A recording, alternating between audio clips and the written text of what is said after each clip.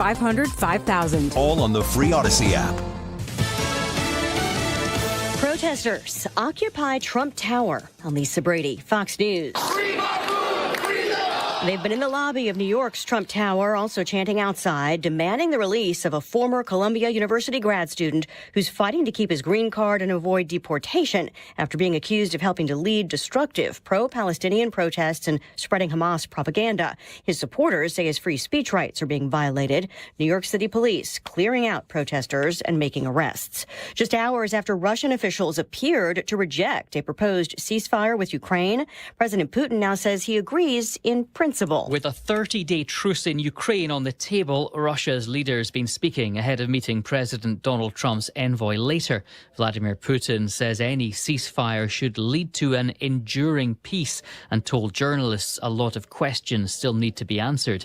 He says the end of fighting must remove what he sees as the root cause of the crisis. Fox's Jonathan Savage. Putin wants Ukraine to abandon plans to join NATO and give up territory seized by Russia. Ukraine has not confirmed any talk of concessions as part of an effort to get both sides to the table. President Trump says he hopes Russia will do the right thing. He's meeting with NATO's Secretary General, while Secretary of State Marco Rubio is in Canada for a G7 meeting, likely to also focus in part on trade wars. Treasury Secretary Scott Bessent telling reporters, I'm less concerned about the short term. I think we've had a big unwind. He says many trade deals haven't been fair and that the administration wants to protect American workers. President Trump just telling reporters there will be a little disruption, but that it won't be very long. A federal judge in California just ordering the administration to reinstate probationary federal workers across 6 agencies as legal fights over mass firings continue. The judge issuing a preliminary injunction. America is listening to Fox News.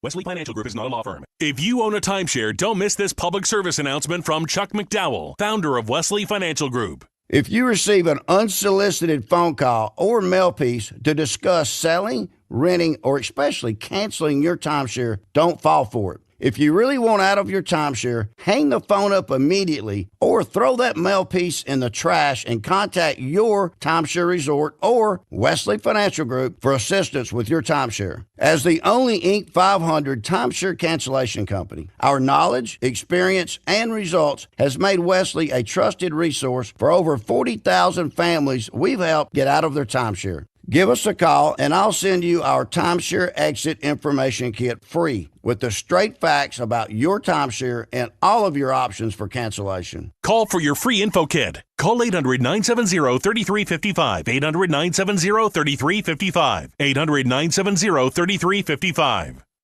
Air Comfort Service, heating, cooling, and insulation, weather. It's another delightful evening around town as temperatures drop into the 60s. Mostly cloudy skies taking over with maybe a spot shower after midnight. Nothing much. 54 for the low. Thursday, do it again. Partly to mostly sunny skies, 78. Thursday night, partly cloudy, 56. Friday, partly sunny, windy, and warm, 80 degrees. Scattered showers and thunderstorms develop as we go through Friday afternoon into Friday night. This is 97.1 FM Talk. Chief Meteorologist Dave Murray. When you have Rhino Shield on your house, it does a couple of things for you. It beautifies the house, and it protects it from the harshest elements. And boy, do we see those here in the greater St. Louis area. You get instant curb appeal. It will stick to anything. Rhino Shield is the answer, no matter whether you're painting a home or a church or a business or a condo, because it's 100% waterproof. It takes care of the outdoor maintenance on whatever is on the outside of your home. The brick, the block, aluminum, steel, stucco. They can put this on with the 2 to 3 coat process. They're there about a week, and they do a great job. A lot of businesses have done it in the area. Several Firestones have done that. Vantage Credit Union over the years. Harlan Packaging down in DeSoto. Call Darin today and schedule your free estimate. 877-25-RHINO. Easy to remember phone number. Or go online today at 877-25-RHINO.com. Because we have lawyers in all 50 states, I see lots of lawyers' ads. Most seem to be bragging on results, but are they true or misleading? For example, in some cases, a firm may try a case even though the at-fault party has no lawyer, then brag in the ad about their results. My son Matt got one for nearly $50 million, but we never collected one dime. Some lawyers may say they got a result even though they were sitting second chair at a firm like mine, and even though they had little to do with it. Happens all the time. All that glitters is not gold. At Morgan & Morgan, our results are real. Visit forthepeople.com and go to settlements and verdicts to see for yourself what your case may be worth before you hire a law firm. Do your homework. Fact check. It's easy and too important not to.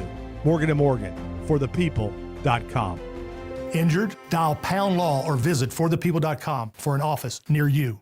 Hair Volume is the best-selling hair tablet in the world and one of many award-winning natural hair products from New Nordic. Purchase at newnordicusa.com or CVS. That's newnordicusa.com. Tony La Russa here. Men, are you running out of stamina rounding third base? If so, call my friends at Victory Men's Health in O'Fallon, Illinois. Scoring at home is important, just as important as crossing the plate with the winning run. VictoryMen'sHealth.com. That is exactly what I needed to hear. Thank God someone here knows what they're talking about. That's us. That's right.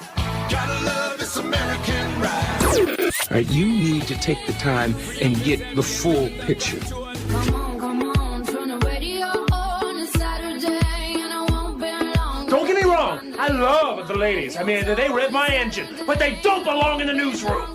It is Anchor Man, not Anchor Lady. What do you want from me? I'm not America's sweetheart. Goodness sake, kid. Keep your voice down. Your father's listening to the radio. I'm not America's sweetheart. This is the Annie Fry Show.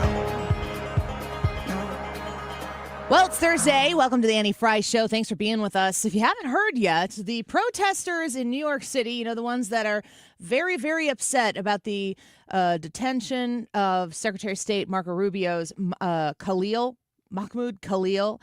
This is a protester, and this is from a Fox News report right now. Several dozen protesters supporting Mahmoud Khalil occupied the lobby area of Trump Tower on Manhattan's Fifth Avenue on Thursday, calling for the release of the anti-Israel activist who was detained over the weekend. The protesters, many dressed in red, folks, they have matching shirts here at this protest. Many of them dressed in these red shirts. They held signs reading, "Free Mahmoud, Free Palestine," and "Fight Nazis, not students." It's in Trump Tower. They're making arrests right now. And, you know, a lot of the frustration people have when it comes to the arrests that these law enforcement entities will make is they end up just letting them go. You get arrested, you get to do your little thing. It's like watching Greta Thunberg set up the shot so she can be arrested publicly. That's something that is a broken part of our system. The true understanding of what is right, what is wrong, what laws. You know, we have a system where it's like these laws should be followed and these laws, yeah, you could break these laws a little bit. More from Fox News. ICE agents arrested Khalil at his university-owned apartment on the city's Upper West Side on Saturday. Agents told him they were revoking his green card and student visa, according to Khalil's attorneys. And we've heard Marco Rubio repeatedly talking about exactly what it means to be able to be in this country, especially if you're looking at some sort of visa that has been provided. We are watching and seeing this new administration in practice going through and doing what they said that they would do, which is if you are going to be here and sympathize with terrorist organizations, then we're gonna have a problem with that, and we're gonna act on it. Here's Marco Rubio speaking on the issue. President Trump appealed to a lot of Americans during his campaign on free speech arguments and not suppressing speech, especially from the government. But your revocation of the green card, to many, is seen as one of the most anti-speech actions a secretary can take with his powers. How do you respond? Yeah, when you enter this is an important point, and I'm glad you asked this question. When you come to the United States as a visitor, which is what a visa is, which is how this individual entered this country, on a visitor's visa, okay, you are here as a visitor. We can deny you that visa. We can deny you that if you tell us when you apply, Hi, I'm trying to get into the United States on a student visa. I am a big supporter of Hamas, a murderous, barbaric group that kidnaps children, that rapes teenage girls, that takes hostages, that allows them to die in captivity, that returns more bodies than live hostages.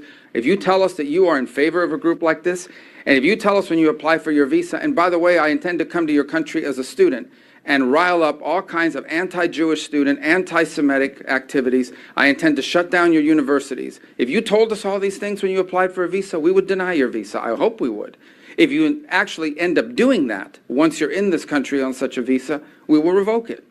And if you end up having a green card, not citizenship, but a green card as a result of that visa while you're here in those activities, we're going to kick you out. It's as simple as that. This is not about free speech. This is about people that don't have a right to be in the United States to begin with. No one has a right to a student visa. No one has a right to a green card, by the way. So when you apply for a student visa or any visa to enter the United States, we have a right to deny you for virtually any reason. But I think being a supporter of Hamas and coming into our universities and turning them upside down and being complicit in what are clearly crimes of vandalization, complicit in shutting down learning institutions. There are kids at these schools that can't go to class. You pay all this money to these high-priced schools that are supposed to be of great esteem, and you can't even go to class. You're afraid to go to class because these lunatics are running around with covers on their face, screaming terrifying things. If you told us that's what you intended to do when you came to America, we would have never let you in. And if you do it once you get in, we're going to revoke it and kick you out. Well, I'm still a huge Marco Rubio fan, and I have been since he ran for president in the 2015-2016 primary. I think he's wonderful. I think the clarity that he has and his ability to articulate it is so needed in today's political world. And I think he's saying it straight up. He doesn't play the games. The left is trying to make this a free speech issue. Hans von Spakovsky is going to be with us in about 15 minutes because I have a question about the constitutionality of coming here and appropriating the Constitution of the United States and saying, you know, this belongs to these people who come here who are not citizens. Does it? Doesn't it? I don't know. Let's ask Hans von Spakovsky in about a little less than 15 minutes from right now. We're going to ask, what kind of rights do individuals like Khalil have in the United States? If rights are God-given and not from the government, I wonder if this free speech argument is a strong and solid one. At the same time, we have rules, according to the Secretary of State there, that say you can't come here and sympathize with terrorists across the globe, specifically in this case, Hamas. Khalil has passed out pro-Hamas literature at protests that he's helped organize. He clearly is a terrorist sympathizer. He clearly does not have American interests at heart. He's from Syria, according to reports that I've heard this morning on Fox News. He's a Syrian. He's come here, and he's passing out pro-Hamas. Like, do you want if your kid's at Columbia and your kid's, you know, not Palestinian, not Jewish, your kid's whatever, completely agnostic, do you want them in the middle of that? I certainly wouldn't. I don't want my children to be attending a place that can be shut down by people who are terrorist sympathizers. This is common sense, basic stuff. The issue at hand here is whether or not we are going to continue to keep our mouths shut when obviously anti-American behavior is taking place. And we're going to bend over backwards to make sure that we look like we're doing the virtuous thing when it's really not. It's just it's like posing, essentially. We're not going to do that. This administration isn't going to do that any longer. And Marco Rubio, he speaks straight to the point there. He advocates for common sense, and he's fearless in his implementation of it. How is it that we got this far into this conflict here, and we've got a right side of the aisle that's defending the rights of Jewish people to exist in this country and around the world, and to understand that there are people out there, specifically Hamas, like specifically detailed, look and see what Hamas did to the Jewish people on October 7th. If you think at all that a two-state solution is the only outcome that can happen here, and if you think that the people on the side of Israel are just sitting around and being selfish and not wanting to play ball and not sit down to have a safe and secure result here to the conflict that is taking place in the Middle East, make sure you see some of the photographs and video from October 7th. Hamas went into their country, into their little neighborhoods, into their homes, into their kitchens, raped the women, raped the children, burned them alive, shot them dead. This is what they did to them. And now people are like, we need Israel to want peace. They want to exist. And the people like Khalil here, those folks don't want that for Israel. It's very plain and simple. And we cannot have people coming over from foreign countries, coming over specifically in this case from Syria, handing out pro-Hamas literature, making Jewish people to feel unsafe in their own campuses, in their own countries, of which many of them, most of them are citizens. We can't have it. And if you're afraid to say that out loud, shame on you. There is common sense all around us. We have to say it out loud when we see it. And what the Secretary of State is doing right now is boldly reinstating that air of, we're going to say the quiet part out loud here, and we're not dealing with this any longer. This is the politically disgusting part of all of this. The left just wants the chaos. The left just wants to show that things are disordered, that things are uncomfortable, because they feel like everything that isn't smooth sailing, all of the negativity of that falls back on Donald Trump. The political plan for the Democratic left right now is to make it look like Donald Trump equals chaos. Just listen to how frequently you hear the word chaos when you're listening to, and I know, you probably hear this the most when you're listening to your conservative talk shows like ours or like the rest of 97.1 here, and you hear us play clips of the MSNBCs and the CNNs. I understand you're not listening to this stuff or taking it in on your own, just sitting down with popcorn. I get that. They want chaos because chaos is the opposition to Donald Trump. Donald Trump wants to make America great again. You would think that there would be some order to that. You would think that there would be some neatness, positivity, and energy to it. Something that attracts people because they want to be a part of it. Everybody runs from chaos. Everybody is repulsed by chaos. People are afraid of chaos. Economically speaking right now, what the tariff initiative from the Trump administration is doing to the global economy, it is causing some chaos. But Donald Trump knows what's going to happen. At least he's laid out to us what's going to happen. He's told us what other countries are going to do, and he said when they do that, this is what we're going to do. It's not chaos to Donald Trump, which is why he's willing to go into it, why he's willing to take the hard knocks in order to get to the other side where we actually, what would you say, make America great again?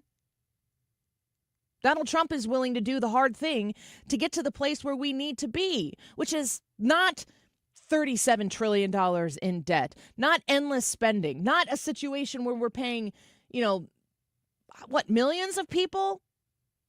Social Security benefit checks that are possibly going out to millions of people who don't even exist? Just wait. Let's just totally making up statistics here as an analogy. So follow me. Let's just pretend that we found 5 million Social Security checks that were going out with whatever frequency they go out, monthly, I suppose. 5 million that were going out to people who don't exist anymore. And Elon Musk and Donald Trump say, cancel those checks today. The Democrats are going to scream that they're cutting Social Security benefits. You know that they are. And they're just going to pray to God that you don't read the article to the 5th paragraph to find out that the checks that they canceled, the benefits they canceled, are to people who don't even exist. That's the funny world that we live in right now. That is the circus, the crap show that the Democrats are trying to set up so that you don't look into the details. You just see chaos. You just see disorder and you blame it on Trump. They need you. That's a telltale sign of an entity that wants to take power back to lord over you. They don't want you to understand what's going on. They don't want you to get it.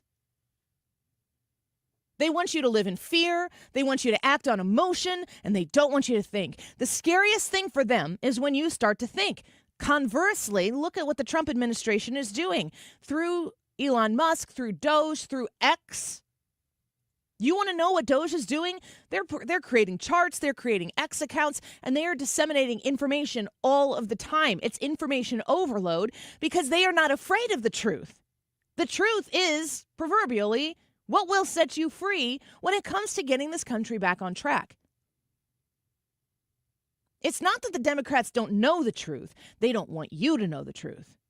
They understand that the status quo, the bureaucracy that is set in so deep, rooted so deeply in our government right now, get rich. Just look at them. The party that wants to say socialism, they have socialism in the name of the political party they affiliate with. The Bernie Sanders of the world, he's probably the most consistent leading voice in the Democratic Party right now in office. He's certainly one of them. He's got 3 homes. He's worth 7 figures plus. Maybe 8, I don't know. It's a lot more than me. He's only ever worked government jobs. How does that happen? And how does he think that he gets to wag his finger at you, talking to you about the little guy and explaining how government needs to get bigger? He is government. That's all he is. Donald Trump, a man who has been self-made, who has inherited from his parents the work and effort that they put in, and he's grown it to magnificent proportions with children who are doing the same thing with their own entities. They didn't use the American taxpayer to get wealthy, while the Democrats do. That's the only way it happens. It's hypocritical. It's a lie. It's deceit. And truth is what wipes and washes that all away. They don't want you to understand what's going on. They want to replace truth and reality with chaos and deceit. They want the blindfold over your eyes, and they want to tell you that it's time to be very afraid. Take the blindfold off. Donald Trump's doing the right thing, and his Secretary of State is as well. Let's talk to Hans von Spakovsky about who has what rights in this country. If you got a green card, if you're here on a student visa, do you absorb all of the rights as an American citizen? Well, Hans, who is our senior legal fellow at the Heritage Foundation, will tell us what he thinks as soon as we get back. Don't go away. I'm surviving, and I'm gonna be fine. I'm gonna be fine. I think I'll be fine. Ooh, yeah. AirComfortService.com. If you are looking to fix up your home for the spring, if you know that it is time to make sure the air conditioner is working better than it did last year, you're going to want to call Air Comfort Service and have them do a check on it. Maybe just push off some expensive replacements that might have to take place with a repair. 314-513-0091, 314-513-0091, or aircomfortservice.com. Also, I want to remind you that they do more than just air conditioners. They also have air purifiers. So we talk about your comfort zone and Air Comfort all of the time. Air Comfort is there to make sure that your comfort zone is always accessible for you. It doesn't matter if it's super hot outside, freezing cold outside, whatever it might be. This includes the quality of your air. As the trees are budding and the flowers are blooming, it's great, it's beautiful, it's wonderful, it's warm outside. It's also kind of gross outside because the pollen, the dander, and everything is in the air. Make sure it's not in your home. That's where a whole home purifier, air purifier, is going to help you fight those allergy symptoms, pet dander, bacteria, viruses, odors, and more. 314-513-0091. Talk to them about an air purifier for your home, aircomfortservice.com. This is attorney Todd Nissenholtz of Kaufman Townsley. We know the loss and the cost of an accident because when an insurance company offers a lowball settlement, we go to war for you and take the fight to the insurance company. Call 314-500-5000. Mark Cox here. If you're nearing retirement or already retired, call my friends Thomas Helbig and Bob Kershaw with the Retirement Advisory Group. They'll show you how to link to the market without the risk. They're the official financial advisors of my show. Go online to retirementkey.com. You're listening to the Annie Fry Show live from the Air Comfort Service Heating, Cooling, and Insulation Studio. Time to schedule your air conditioner service. Get your entire HVAC system checked for $19 a month with the Preferred Partner Plan and be ready for the first heat wave. Visit aircomfortservice.com.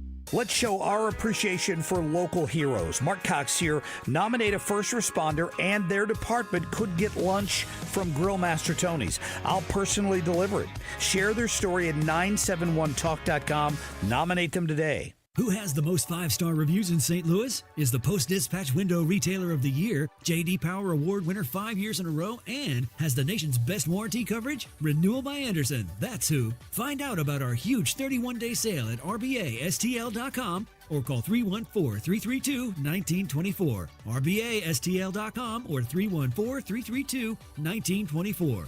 Renewal by Andersen, a better way to a better window.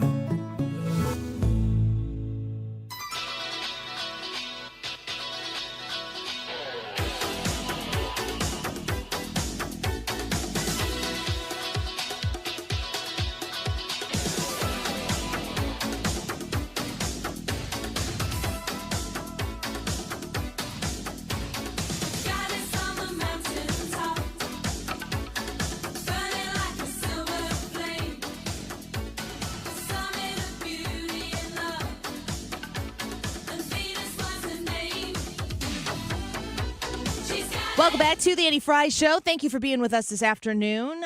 We're watching outside of Trump Tower as Khalil, the student who has been detained, has caused quite a protest here.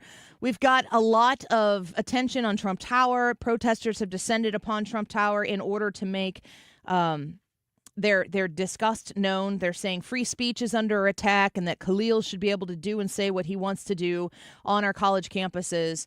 And Marco Rubio, as we played that clip a little bit earlier, says, no, you don't have a right to all of these things when you're here on a visa. That's outrageous. And if you're going to be on campus passing out pro-Hamas terrorist literature, we're going to have a problem with that here in the United States of America. At least we do now. All right, well, let's get to Hans von Spakovsky, Senior Legal Fellow at the Heritage Foundation, former FEC Commissioner and DOJ lawyer. Hans, welcome back to the show. It's good to have you here. Yeah, thanks for having me. Can you kind of give us your thoughts, just constitutionally speaking, this Mahmoud Khalil, who's been detained by the State Department and is apparently going to be sent back to Syria, I suppose. What kind of rights does he have when he's in our country on that kind of status? The government has the ability to revoke his permanent residency status and throw him out. And let me tell you, there's a very specific federal statute on this. It's 8 U.S.C. 1227. What it says is any alien in and admitted to the United States shall, upon order of the Attorney General, be removed if they've done one of the following things. There's a whole list of things. One of them is if you endorse or espouse terrorist activity or persuade others to endorse or espouse terrorist activity or support a terrorist organization, you can be deported. This guy fits that. He obviously has espoused support for a terrorist organization, Hamas. Right. Hamas has been a designated terrorist organization since the 1990s. Also, he was involved in and participated in, frankly, criminal activity at Columbia. Not only was he engaged in criminal trespassing, but remember, they destroyed property, damaged buildings there. Well, guess what?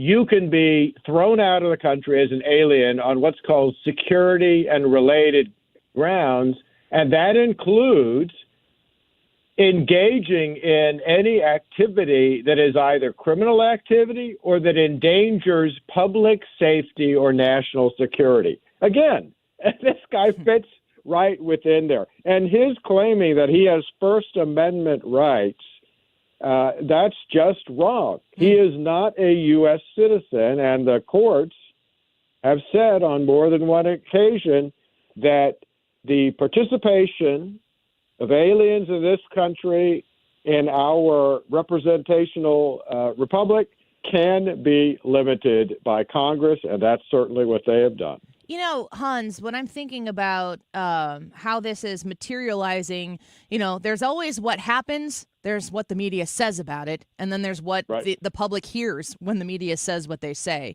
And of course, it depends on what media you're consuming. But there is a consistency among people who generally sympathize with the American political left that this is the Trump administration's, probably fascist, attempt to squash First Amendment rights, to squash free speech. And that's a very consistent thing that we're hearing, that the free speech here is not being adhered to. What do you say about that?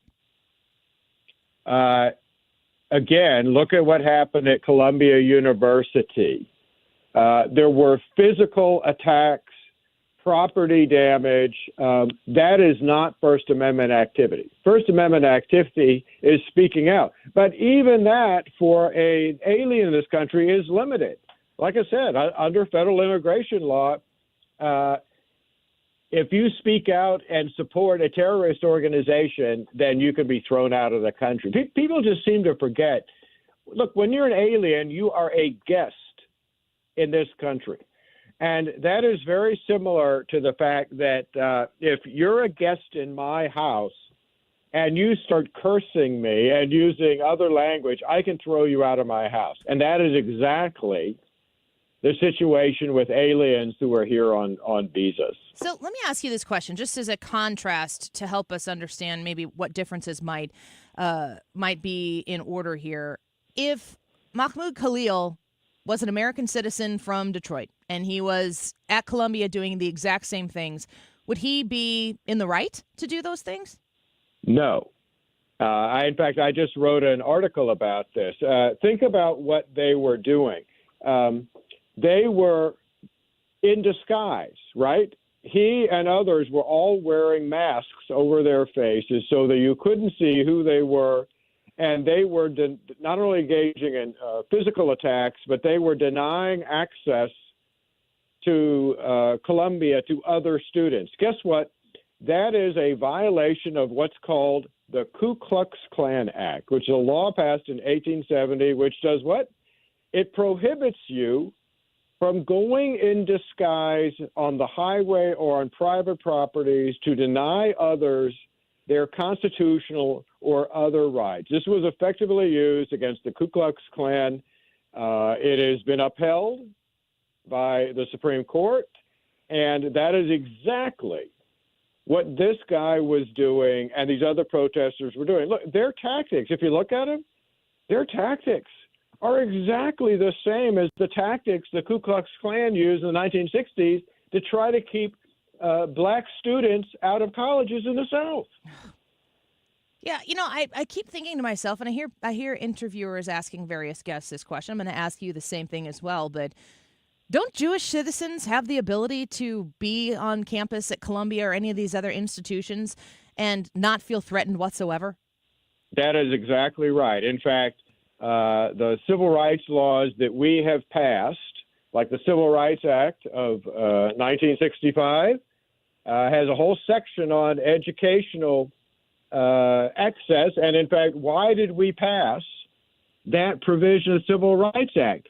Again, because what we were just talking about, Annie, about members of the Ku Klux Klan and other segregationists trying to prevent black students from being able to attend colleges in Alabama and Mississippi. We passed a federal law to prevent that, and that is the very same law that has been violated by these aliens on student visas who are here in the United States. So, they've got Mahmoud Khalil. They have him. One of the questions that we got on the chat was, we're talking about his ability to apply the Constitution and the rights that are in the United States Constitution to his person here in the United States. But another question that was asked is he entitled to due process in the same way that any of us would be entitled to due process while he is here and being processed and being moved through that system? Again, the courts have said that the only due process to which an alien is entitled is what Congress decides to provide them. Mm-hmm. And yes, there is a process before federal immigration judges where an alien who's being told he has to be deported can assert whatever claims he wants to. So yeah, there is some due process, but do they have the full due process rights that you and I have as U.S. citizens of the U.S. Constitution? Absolutely not.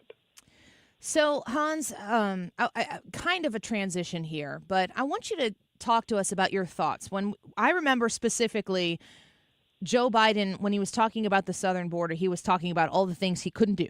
I'm the executive, and I don't have the power and authority to do that. And then, like, literally the following week, he used that same executive authority to forgive student loans, and the Supreme Court said no. When we look at the border and the way the office of the president was used under Joe Biden, and we transition now into the Trump administration, and you see the things that they're doing now to secure the border. What do you surmise was the mentality? Was it negligence of the Biden administration? Were they successful in what type of border security they had? Maybe that's what they wanted. How do you compare the way that both of them used their executive authority as president when it came to the southern border? Well, in fact, it wasn't negligence. It was intentional. The Biden administration, Joe Biden, and the people around him, including Alexander Mayorkas, they wanted to open up the border.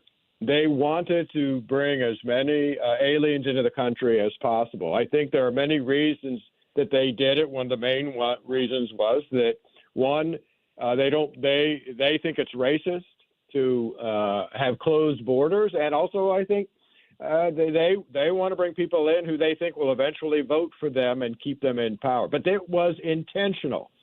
And the way we know it was intentional was because look what's happened.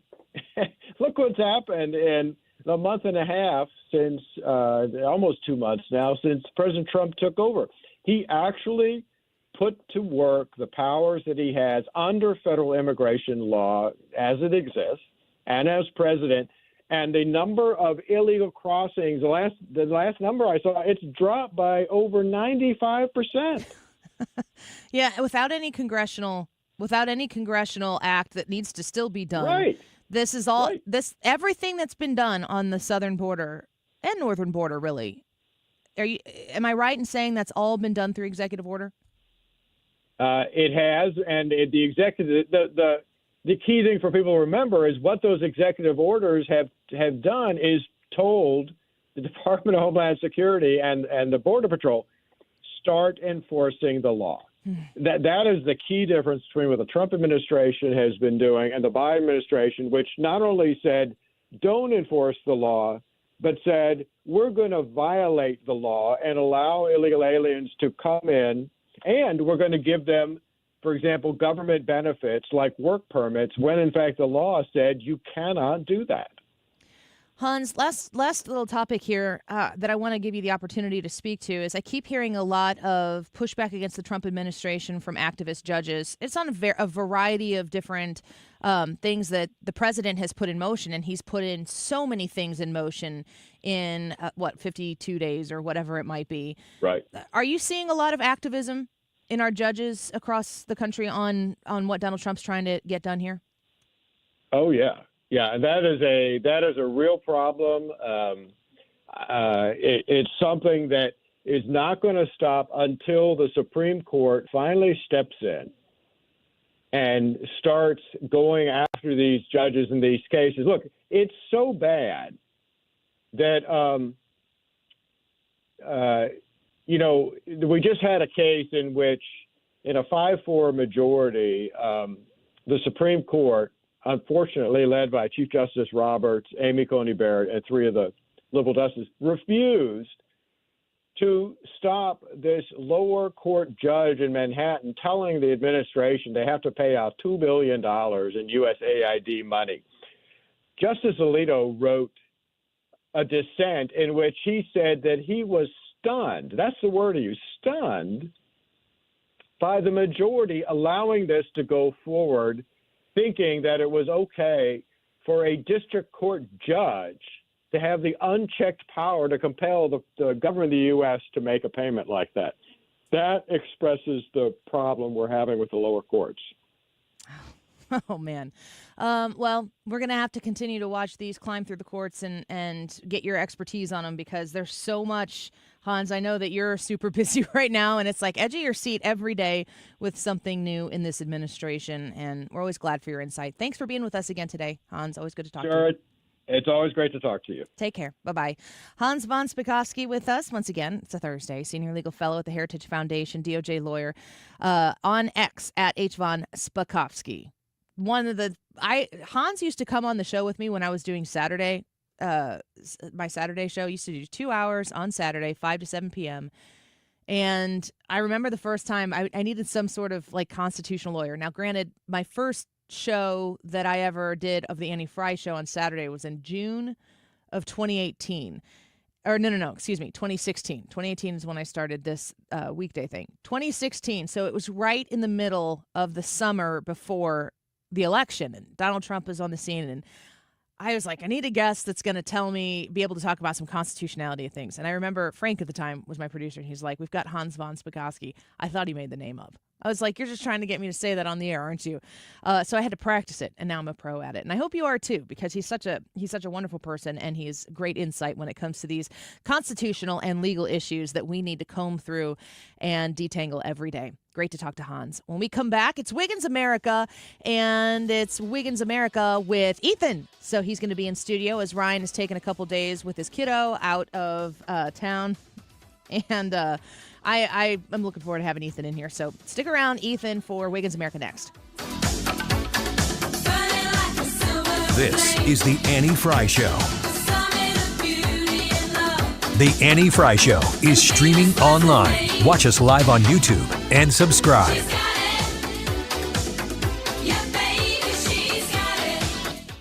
The Dittamore Group, DITTAMORE Group.com, thedittamore.com. When you're looking for a realtor, this is who you're looking for. This team is second to none. And by that, I mean they are literally the number one team in the number one office in the Metro East. Selling or buying, you need the Dittamore Group.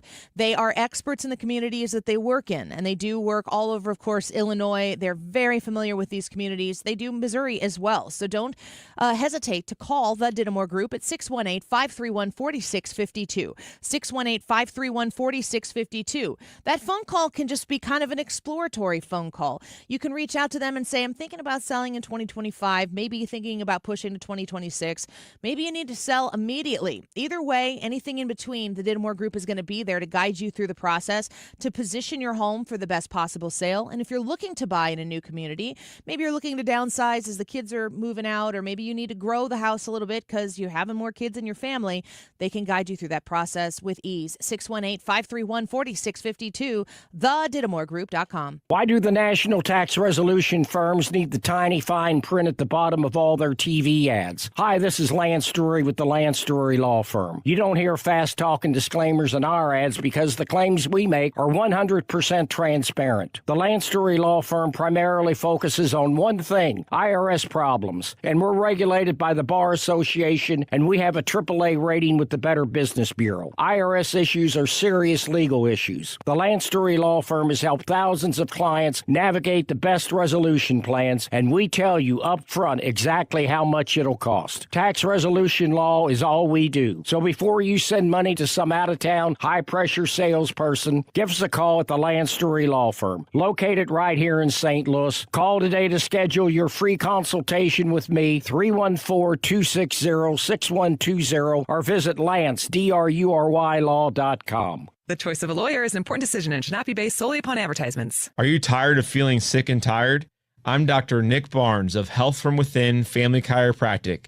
Our simple 5-step approach aligns your health naturally. We correct spinal abnormalities to maximize nerve supply, focus on pure and simple nutrition, exercise and oxygen, mindset, and minimizing toxins in your body. Transform your health today with Health From Within, conveniently located on Manchester in Rock Hill, or online at healthfromwithinstl.com. Join Mark Patrick's seminars, Lose the Weight and Stop Smoking. Early bird specials, $49.99. Seminar Sunday, March 16th. Holiday Inn, St. Louis Southwest, Route 66. St. Louis. Weight loss, 11 a.m. Stop Smoking Seminar, 2 p.m. Or Monday, March 17th, 4 Point Sheraton, St. Louis. Fairview Heights, Fairview Heights. Weight loss, 5:30 p.m. Stop Smoking Seminar, 8 p.m.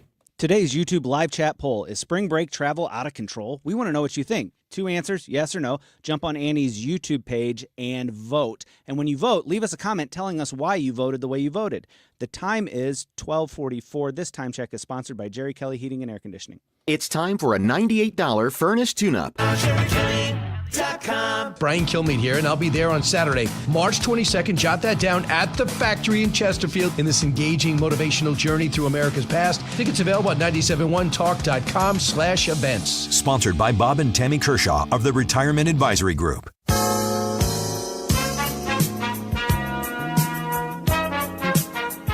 You're listening to The Annie Fry Show. Follow Annie on X at Annie Fry Show. Guess you wonder where I've been. I searched to find the love within. I came back to let you know. Got a thing for you, and I can't let it go. My friends wonder what is wrong with me. Well, I'm in a day. Wiggins! Oh! Wiggins! Why, hello, everyone. Hi. Hey, Ethan. How we doing? I have a funny Wiggins story for later. Oh, boy. It's really funny. Something dummy did? It's something. Oh, my gosh. Not. I don't. Maybe I don't know the full details on that, and I might by the 2:00 hour. But I I'll mean, share it then. The odds are got to be like pretty decent. It's right? something that there was- happened today. Oh, so this is like breaking Wiggins Fresh. news. Yeah. Oh gosh, we love Wiggins content, especially when he's Mm-hmm. gone. Get a little piece of Ryan Wiggins. Well, ladies and gentlemen, it's the most wonderful time of the year. It is returning. I don't disagree. March Madness is here, and on this version of Wiggins America, a younger and better looking Wiggins America, but I also may add with better hair. I mean, it's not like it's hard to beat that level of hair. March Madness time. We're going to talk about the NCAA tournament. So I got a question. We're doing one for my son's baseball team again, but this year it's the school's baseball team. Okay. Are you going to be in it? Of course I'm going to be How in well it. did you do last year in the country? I did okay. I did all right. Define all right. Let's see. That bracket was on Yahoo. Oh, what? Second in the country on Yahoo. Is that right? Forgot about that. Yeah, I'm not trying to toot my own horn or anything, but I'm trying to toot your horn because it was pretty amazing. I'm pretty freaking good. The funny thing is, and this just really goes to show that nobody knows anything, last year was the least amount of attention that I had paid to the NCAA tournament, to March Madness, in years. And it was the best bracket that I've ever had by far. One pick away from winning $25K. One pick. Did you enter into that, the big one? I think so. Yeah. Okay.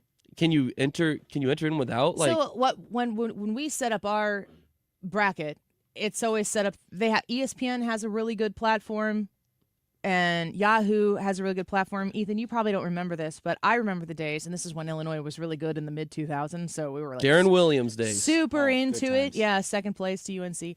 You had paper. You filled out your bracket on paper. Oh no, I remember those and days. my buddy Tim and my buddy Tanner would run the pool. I think that they used it as a fundraiser for their City League softball team. That's awesome. I think they were the Dirtbags. I think that's a name. I think if they're listening, one of them might be. They'll text me. But you'd fill it out on paper and you'd hand it to them. And I remember going over to my friend Tim's house, and they'd have the games up on the TVs because you couldn't. Now you can watch television and they'll show you all the different games at one time if you want to watch it that way. Mm-hmm. And there would just be brackets everywhere. So once the brackets would come out, I would, during grade school, second, third, fourth, fifth grade, I would wait for Dad to print a bunch at school and bring them home. And then I would fill out, a decent chunk. I'd usually have a nice little stack. But then I would bring them to school, and then I would either fill them out with my friends, I'd disperse them out to my friends, or I'd just keep filling. I would just it's all I would do. Just, okay, next bracket. Yeah. What's going to happen in this one? Mm-hmm. Who's going to win in this one? It was a fun little game that I used to do. But just confirmed. What? Tim says we were the Dirtbags. Thank you. Shout out to Tim and all those dirtbags out there. They're Okay. very proud. They're very proud. So what we're going to be doing is we're going to be kind of just jumping into just some of the information around the NCAA tournament. Also, is this hot tips? Should people be listening to this for making good picks or not? No, not necessarily. It's more so I'm going to crush your spirit if there's any hope that you have that you're going to get a perfect bracket. Oh, That's okay. basically what I'm going to do. Okay. But I'm also going to start off with a little bit of information because this year it matters a little bit more to the people in this room because we've got some Illinoisans in here and SIUE Edwardsville, SIU Cougars. in the tournament for the first time in school history. My alma mater. This mass communications education came from SIU Edwardsville. How about that? And the Cougars are going dancing this year. So the Cougars in the latest bracketology are right now being predicted to be a 16 seed. Not a play-in? They would be a play-in, but as a 16 seed. Okay. So if that's play into the 16 seed. Correct. If they were to win, they would play the number 1 overall seed in the whole tournament, which is the Auburn Tigers. You know what they say? You got to beat the best to be the best. So listen, let me give you a little bit of information here. That's what I told our girls when we went to the state tournament last weekend and had to play the 16 seed in a 16-team tournament. Or the first seed. The first seed. We were the 16 seed. Yeah. Hey, it's happened before. It's happened before. So the selection Sunday. It did not happen last week. It didn't happen for but we saw Annie's the town. squad, but we saw the town in Chicago. It was Chi-town, great. baby. Yeah. Selection Sunday is on Sunday at 5 p.m. This and Sunday, all 68 teams will be broken into 4 16-seed regions as well as the first 4 games. There's 4 first 4 games.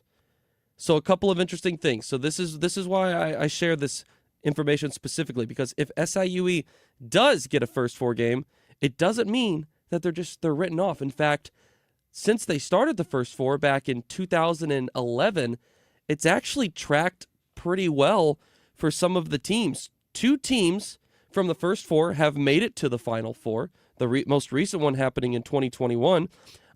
First 4 teams have at least reached the round of 32 in all but 1 year. That was 2019. Means they won their first round of their first round game, the yes. play-in game and the first round. It's happened in every single tournament since it started, except for 2019. Now, there's usually 2 games of 16 seeds and there's 2 games of 11 seed teams. And for the first time in 2023, we saw a 16 seed upset a 1 seed that came from the first 4 when Fairleigh Dickinson. What a freaking name. Yeah. When they upset Purdue, they became only the second team in NCAA history to upset a 1 seed when they beat the Boilermakers. So I think the Big Ten went kaput that year. Probably. Yeah. Purdue has a history of choking in the tournament. So as does Illinois. That they do as well. So just because you're a first 4 team, if you're SIUE, does not mean that your odds are completely off. In fact, I would say that it improves your odds. I think that you get a game under your belt, you kind of get some of those nerves out of the way. Yeah. They always say like the team that's played more recently, a little nothing bit hotter. to lose though. Exactly. If you're in there and you've got if you've got in SIU Edwardsville, I should say, because SIUC's been in it before, I believe. Yeah, I think so. SIU Edwardsville, first time ever that they're going to get this opportunity because they won the OVC, the conference. What you're supposed to lose, like you go there and everyone's just happy that you got there. Period. Yeah. Everything else is icing on the cake. So when you're playing like you've got nothing to lose, things happen. The cool from thing, time to time. the cool thing for SIUE also is that they were the first team to clinch their berth into the tournament because the Ohio Valley Conference tournament is the first one that concludes. It's played last week, and all the big ones are played this weekend. So they went very viral this past weekend for the head coach, Brian Baroni, sharing a really cool story on air about a pair of scissors that he's had locked in a case, I guess in their locker room or in his coach's office above the door. In the locker room. And the scissors showing, that's what you cut the net when you win the tournament. And that's been his motivation to his team. So he broke out these scissors live on air during this interview, and it blew up everywhere. ESPN, Barstool Sports, news coverage. Those scissors have been above that door for 6 years. 6 years. Yeah. What a cool story. Yeah. I mean, sometimes those scissors never come down. It's very true. But they did. Very true. So, okay, so let's... Will those games be on Wednesday? Thursday? Or will they be Tuesday? The first 4 games are on... 2 of them are on Tuesday, 2 of them are on Wednesday. Okay. And then the first round begins on Thursday. So I need to wear Cougar stuff on Tuesday or Wednesday. I'm going to You'll come find to out work on as Sunday. a Cougar. You'll find out on Sunday evening when they'll play. Yep. Okay. Selection Sunday. So on let's Sunday. let's get into a little bit of information about the brackets because I think that this is kind of interesting stuff. Last year, most people fill their brackets out on ESPN. Over 22 million people filled out brackets last year on ESPN. Where's this article from?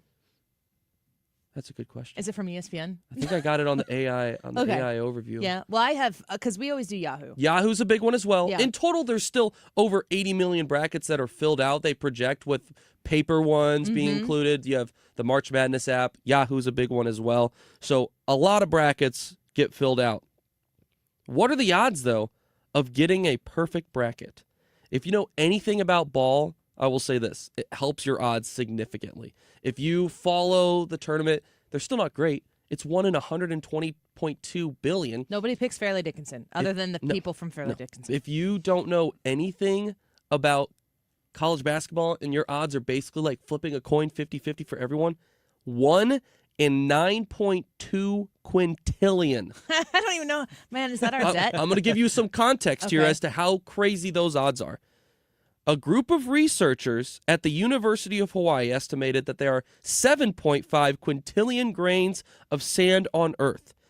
If we were to choose and pick one of those at random and then give you one chance to guess which of those 7.5 quintillion grains on the entire planet that you had chosen, get this, your odds of getting it correct would be 23% better than picking a perfect bracket by coin flip.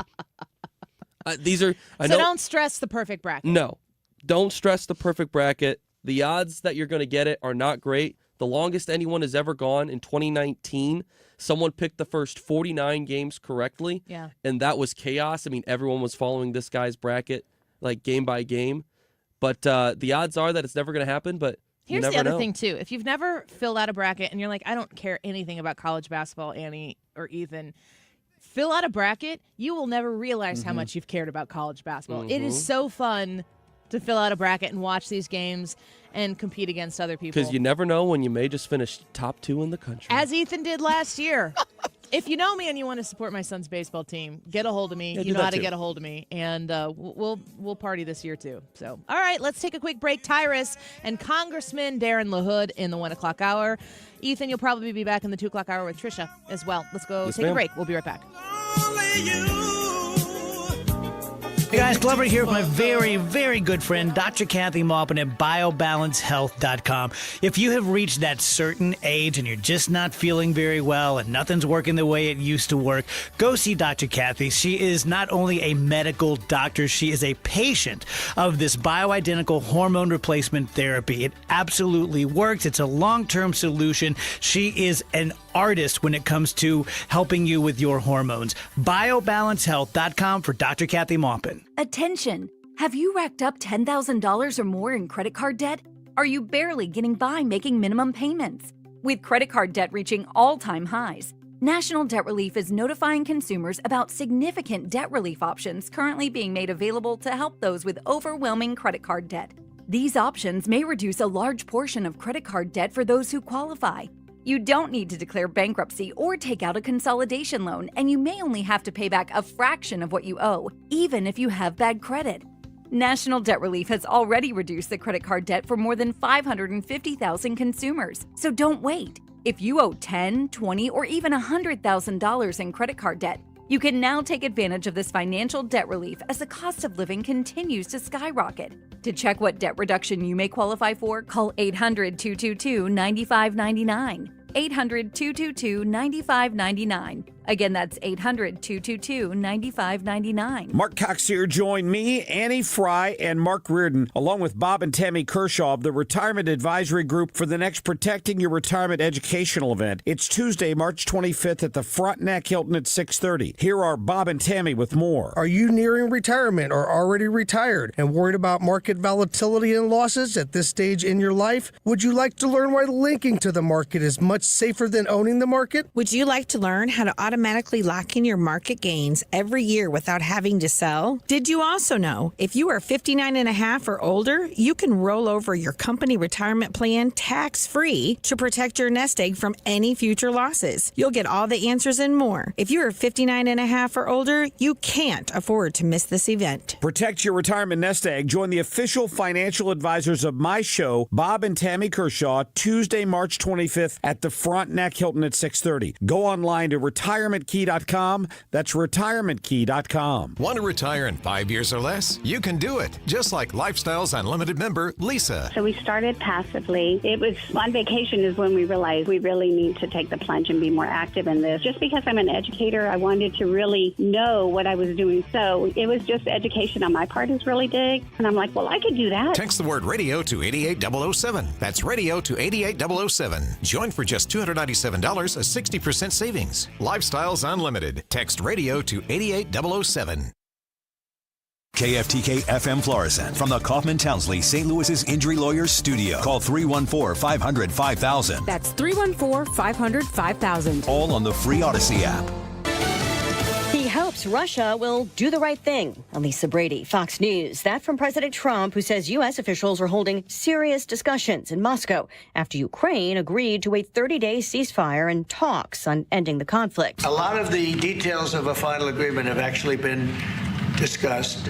Now we're going to see whether or not Russia's there, and if they're not, it'll be a very disappointing moment for the world. The president during an Oval Office meeting with the NATO Secretary General. Russia's president says he agrees in principle with a proposed ceasefire, but that terms have to be worked out and that any truce should pave the way to lasting peace.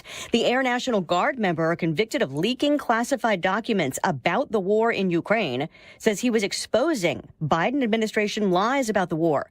Jack Teixeira calling on President Trump to reverse his convictions as he pleaded guilty again today during a court-martial, calling himself a proud patriot. The plea agreement calls for dishonorable discharge. Last year, Teixeira was sentenced to 15 years in prison for federal crimes under the Espionage Act. Mass firings in several federal agencies are blocked in court. A federal judge in California ordering the Trump administration to reinstate thousands of probationary workers. The temporary restraining order issued in a lawsuit brought by a coalition including labor unions. Mass arrests at Trump Tower in New York, where protesters occupied the lobby. Protesters have taken their demonstration and their anger directly to President Trump's home and to his office here at Trump Tower. Fox's Eric Shawn, police arresting those who refused to leave. They sat down on the pink marbled floor. They chanted. They were cheering. They were talking about freeing Palestine, no walls in Mexico or in the Middle East. And, of course, they were also chanting for and supporting Mahmoud Khalil. He's the former Columbia University grad student detained in connection with campus protests. America's listening to Fox News. Wesley Financial Group is not a law firm. If you own a timeshare, don't miss this public service announcement from Chuck McDowell, founder of Wesley Financial Group. If you receive an unsolicited phone call or mail piece to discuss selling, renting, or especially canceling your timeshare, don't fall for it. If you really want out of your timeshare, hang the phone up immediately or throw that mail piece in the trash and contact your timeshare resort or Wesley Financial Group for assistance with your timeshare. As the only Inc. 500 timeshare cancellation company, our knowledge, experience, and results has made Wesley a trusted resource for over 40,000 families we've helped get out of their timeshare. Give us a call, and I'll send you our timeshare exit information kit free with the straight facts about your timeshare and all of your options for cancellation. Call for your free info kit. Call 800-970-3355. 800-970-3355. 800-970-3355. Air Comfort Service, heating, cooling, and insulation, weather. It's another delightful evening around town as temperatures drop into the 60s. Mostly cloudy skies taking over with maybe a spot shower after midnight. Nothing much. 54 for the low. Thursday, do it again. Partly to mostly sunny skies, 78. Thursday night, partly cloudy, 56. Friday, partly sunny, windy, and warm, 80 degrees. Scattered showers and thunderstorms develop as we go through Friday afternoon into Friday night. This is 97.1 FM Talk. Chief Meteorologist Dave Murray. Attention. Have you racked up $10,000 or more in credit card debt? Are you barely getting by making minimum payments? With credit card debt reaching all-time highs, National Debt Relief is notifying consumers about significant debt relief options currently being made available to help those with overwhelming credit card debt. These options may reduce a large portion of credit card debt for those who qualify. You don't need to declare bankruptcy or take out a consolidation loan, and you may only have to pay back a fraction of what you owe, even if you have bad credit. National Debt Relief has already reduced the credit card debt for more than 550,000 consumers. So don't wait. If you owe $10, $20, or even $100,000 in credit card debt, you can now take advantage of this financial debt relief as the cost of living continues to skyrocket. To check what debt reduction you may qualify for, call 800-355-8282. That's 800-355-8282. Again, that's 800-355-8282. We've been here 30 years, 30 Christmases in this house, and we have the traditions that most families have. That's Terry talking about her experience with Rhino Shield ceramic coating. We did Rhino Shield 14 years ago, and the house still looks the same as the first day. Rhino Shield really worked with me to help me get just the right nice soft yellow, and it's 14 years later, and it's the same color. The main reason Terry called Rhino Shield is because it's backed by its 25-year transferable warranty. It just sounded wonderful that we could have the house coated with Rhino Shield and not have to worry about it again for 25 years. Take it from Terry. Give Rhino Shield a call now for a free evaluation. 877-25-RHINO. 877-25-RHINO. Or visit 877-25rhino.com. There have been neighbors that have come by and said, "Did you just have your house painted?" Because they wanted to know who the contractor was. And I said, "No, it's actually Rhino Shield." 877-25rhino.com. I'm Ultima Morgan. Every year, almost 30,000 babies in America are born with birth injuries. It's every parent's worst nightmare. If your child suffered a birth injury, please call our firm to find out if we can help. Visit forthepeople.com for an office near you. Let's support Heroes Care through comedy. Annie Fry here. Join Heroes Care at the Westport Funny Bone Sunday, March 23rd for stand-up from St. Louis's own Will O'Donnell. That's Sunday, March 23rd. Learn more at 971talk.com/events. That is exactly what I needed to hear. Thank God someone here knows what I'm talking about. That's us. That's right. Gotta love this American ride. All right, you need to take the time and get the full picture.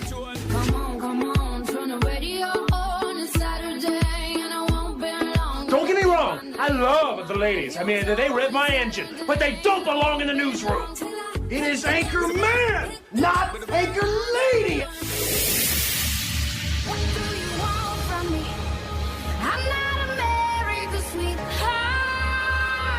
Goodness sake, kid. Keep your voice down. Your father's listening to the radio. I'm not America's sweetheart. This is the Annie Fry Show. What we've been seeing from them, it doesn't resonate. It's not working any longer. We're not falling for the okie doke. We're not buying what they're selling. And at the end of the day, they've got to stand up, step up, and show that they're ready to do the job that folks sent them to the nation's capital to do. And that's work with whatever administration is in office. I know they don't like the fact that Donald Trump is in office, but the 47th president of the United States of America, his name is Donald Trump. And as you have told me on many occasions, if nothing else, the man is all about making deals. Find deals that he's willing to make. That's what Stephen A. Smith is saying right now. Now, if you've listened to Stephen A. Smith, of course, he's a sports guy. Just signed a big fat deal with, what was it, ESPN again, $100 million or something like that. And he has floated his name out there as an alternative, somebody who could possibly run for president for the Democrats next cycle, because he doesn't really see that they've got anybody with any common sense right now who could win. And I think it's been interesting to watch him kind of rebuke the Democratic Party as it stands right now and say, you guys got to get it together. Like, he's the one who went on The View and said to the ladies of The View, yeah, he does have a mandate. Just because you don't like it, you're definitely not going to win just whining and complaining about it all the time. What are the ideas that the Democrat Party has to offer that's different than what the Republican Party is actually effectively doing right now? So Michelle Obama has a podcast out now with her brother. Michelle Obama is it's more of a life podcast from what I understand. I haven't listened to any of it. I've just seen clips that have been put out there pretty much just to hype her and her brother in this new endeavor that they have. And the the initial scuttlebutt around this podcast coming out is that, oh, maybe she's got an interest in running for president the next cycle. It's not about politics. And from what I understand, it's also not doing so hot. That it didn't have some big, massive, out the gate, numbers, nothing to brag about. People are not flocking to this podcast to see what exactly is going on. Gavin Newsom has Charlie Kirk on his podcast. People think Gavin Newsom is, well, everybody knows that Gavin Newsom wants to be president, wants to bring the success that he's had in California to the whole country. Sounds like a threat, doesn't it? When all of these people right now are vying to be the leader of the Democrat Party, the real question has to be, if you're going to be the leader of the Democratic Party, what kind of policies are you going to offer that are contrasting to what is being done right now? And I hesitate to even talk about, who's looking to the Democrat Party to find a leader right now? Do we need to know who the Democratic Party leader is right now? I'm not even 100% sure that we, and by we, I mean if you're on my side of the Trump supporting aisle, I don't so much care who the Democrats are picking right now because the Republicans have the opportunity to win the next election right now. The Republicans have the opportunity to make good on the promises they made in the last election, which was just months ago. It has not been that long since Donald Trump won the election. It hasn't been that long since we had the contrast of Donald Trump and Kamala Harris, which was really more of Joe Biden. We know what they offered. They just had the chance to make their case, and the country rebuked it. So you have to look to the Democratic Party and say, okay, if we don't love what Donald Trump is doing right now, are you expecting people to go, gosh, we really made the wrong decision that last election? We really screwed that up. We really should have gone with Kamala Harris. Are people looking now with remorse saying we should have picked Kamala Harris? I don't really think that's the case. I don't think that we're in a position right now to look at some of the chaos, which is what I think the Democrats' goal is, to surround Donald Trump with this kind of chaos. I really don't think that the alternative for a lot of these people is, gosh, Kamala Harris would have been so much better. And you know why? Because no one's talking about it. Nobody's bringing Kamala Harris up. Nobody knows where Joe Biden is. Nobody's asking Joe Biden what he thinks about this. Nobody's asking Joe Biden how he feels about Donald Trump dismantling everything that he's done. It's a non-issue. People are not interested in what Joe Biden is doing. And yes, there's some curiosity as to what the Democrats are going to do next, but it doesn't matter who the Democrats put up. If Donald Trump is to make good on the promises that he made during the campaign that Americans chose, that Americans put forward, that Americans in each sequential election, 2016, 2020, and 2024, every single time more people showed up to vote for Donald Trump. He grew his support. He gained support in all of these demographics that had been told over and over and over again, you should hate this man because he hates you. That's what they've been told. And for whatever reason, they thought for themselves and said, I think we're going to give him a shot. If the Republicans in the House, whom I am very impressed by the way, if Thomas Massie votes against a bill and it doesn't sink the thing, I don't so much care about it. I don't know that Donald Trump needs to be wasting his time worrying about primarying Thomas Massie, who's still going to win his primary in Kentucky. He raised like $200,000 because Donald Trump said he was going to primary him. Thomas Massie is going to be fine. And the Republican Party in the House so far has not failed. So far, the Republicans in the House are not in a position to really bear the brunt of an angry GOP or an angry MAGA contingent because they've really done what Donald Trump has asked. And the Senate, the same. Are the Democrats going to tank the CR in the Senate? The continuing resolution that continues the same spending that they voted for under Joe Biden. Are the Democrats really going to shut this government down? Because I talked to two people at the YMCA the other day who were very worried about the furlough that was potentially going to set in if the government shuts down after Friday. Do the Democrats want to do that to those people? Donald Trump wants the CR. He asked the Republicans to do it. They voted for it in the House. The Senate, same. He said he needs more time to make sure that they can get the full weight of a balanced budget in order. He wants to make sure that the spending cuts that they are pursuing right now, the DOGE cuts that they are trying to find right now, that those can be put into congressional action. And he says they need more time. I don't think it's ideal, but let's be realistic about it. You're not going to snap your fingers and change the situation. Do the Democrats want the government to be shut down? We have a montage, which we played a couple days ago. Speaker Mike Johnson put this montage together of the Democrats talking about how absolutely irresponsible it would be for the Democrats, or for Republicans at the time, to shut down government. Is that what they really want to have done? Because when Republicans are saying, no, we don't want to vote for another CR that's going to lead to increased spending, the Democrats make sure that government shutdown sits on the shoulders of Republicans. Now it's the Democrats. Now it's the Democrats who have to answer that question that they've asked over and over again. CRs are not ideal. I don't think it's what we thought that we would want to have. I don't think that was a part of the initial plan. But if you're being realistic about the situation and you're looking to get something done, that's the option we have. President Trump is at the White House right now, and he's with NATO, the NATO Secretary General. Let's listen in and just pop the TV up there and listen to, he's talking to the press right now. Let's listen in. And now the Democrats have to approve it, and I hope they will. And I think a lot of them, I can tell you, they want to. I've spoken to some of them. They really want to. Their leadership may not want them to.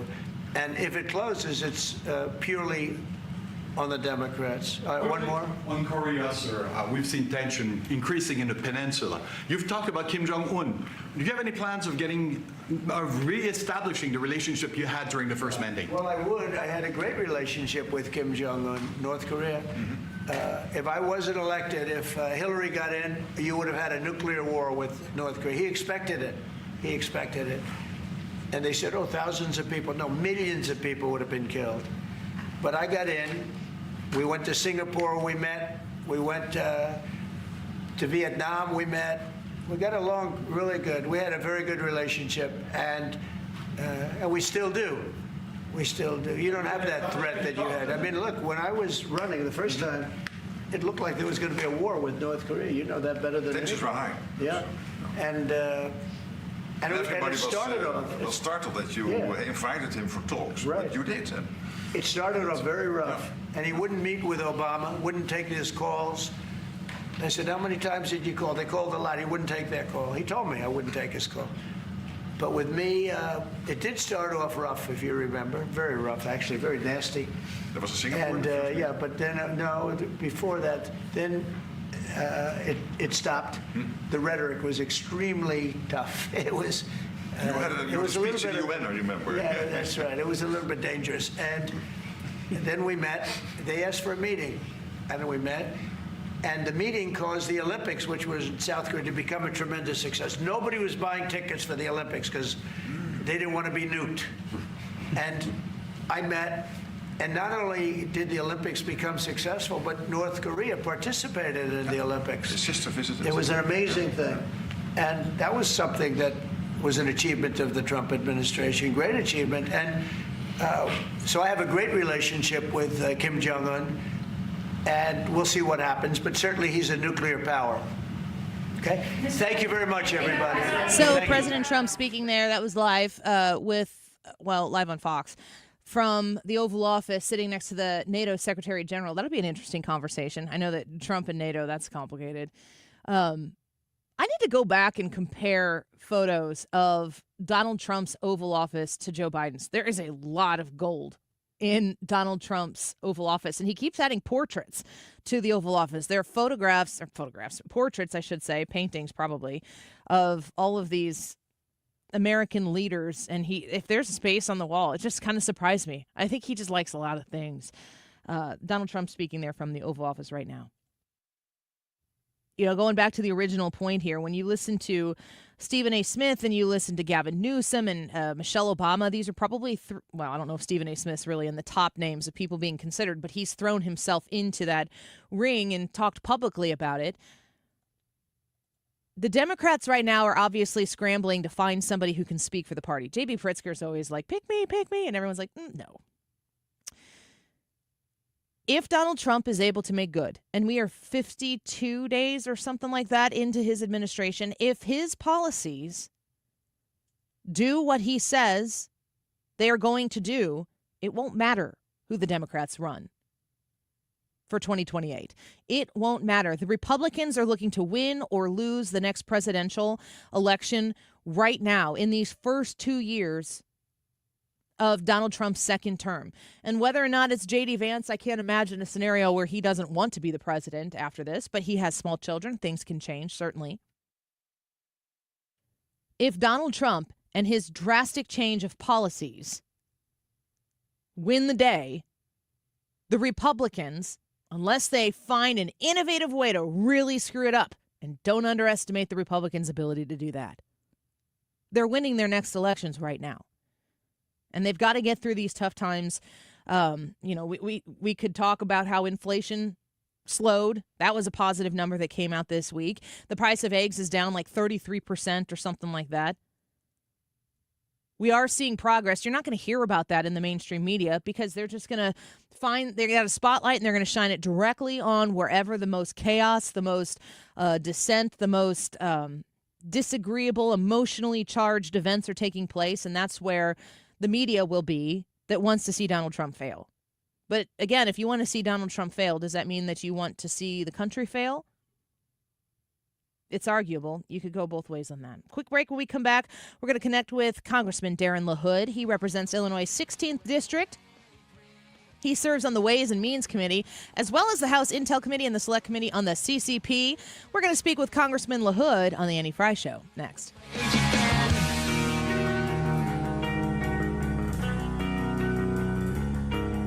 This is the Annie Frey Show. Find the podcast, on-demand audio, and more at 971talk.com/Annie.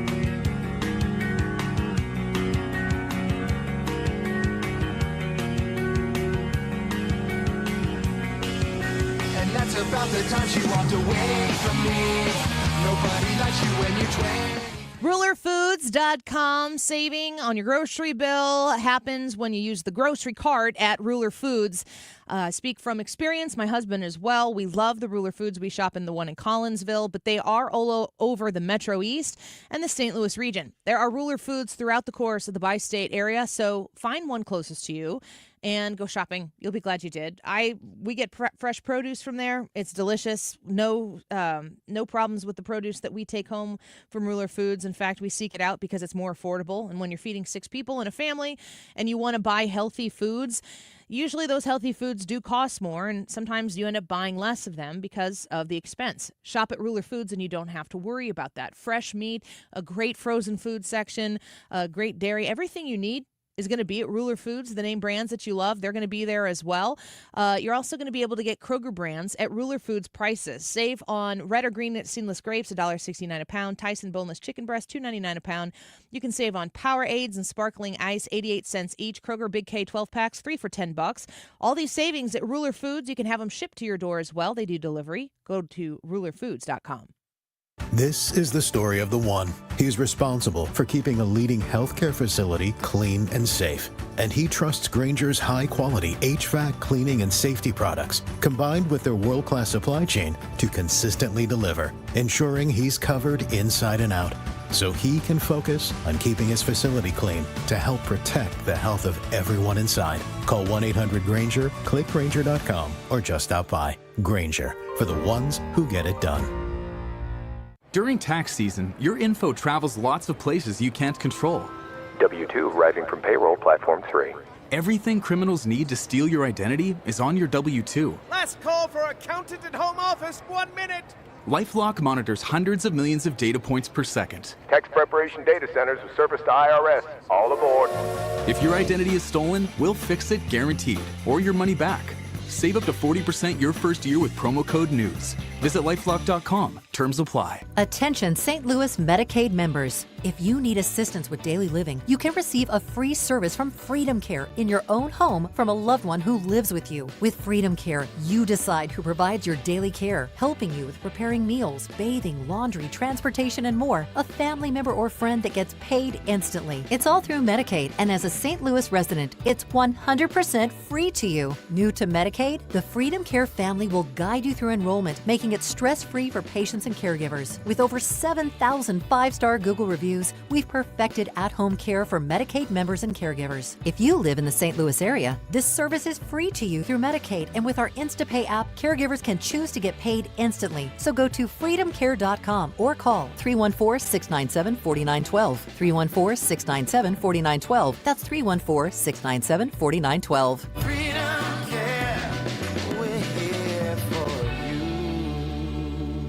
You're listening to the Annie Fry Show live from the Air Comfort Service Heating, Cooling, and Insulation Studio. Air Comfort Service is hiring licensed journeymen. Don't have a journeyman license? Air Comfort Service will help you get it. Get guaranteed hours year-round and more. Apply online at aircomfortservice.com. The Mark Reardon Show. There's this industry of anti-Jew hate in America right now, and it is being imported into our country by malign foreign actors. Weekdays from 3 to 6.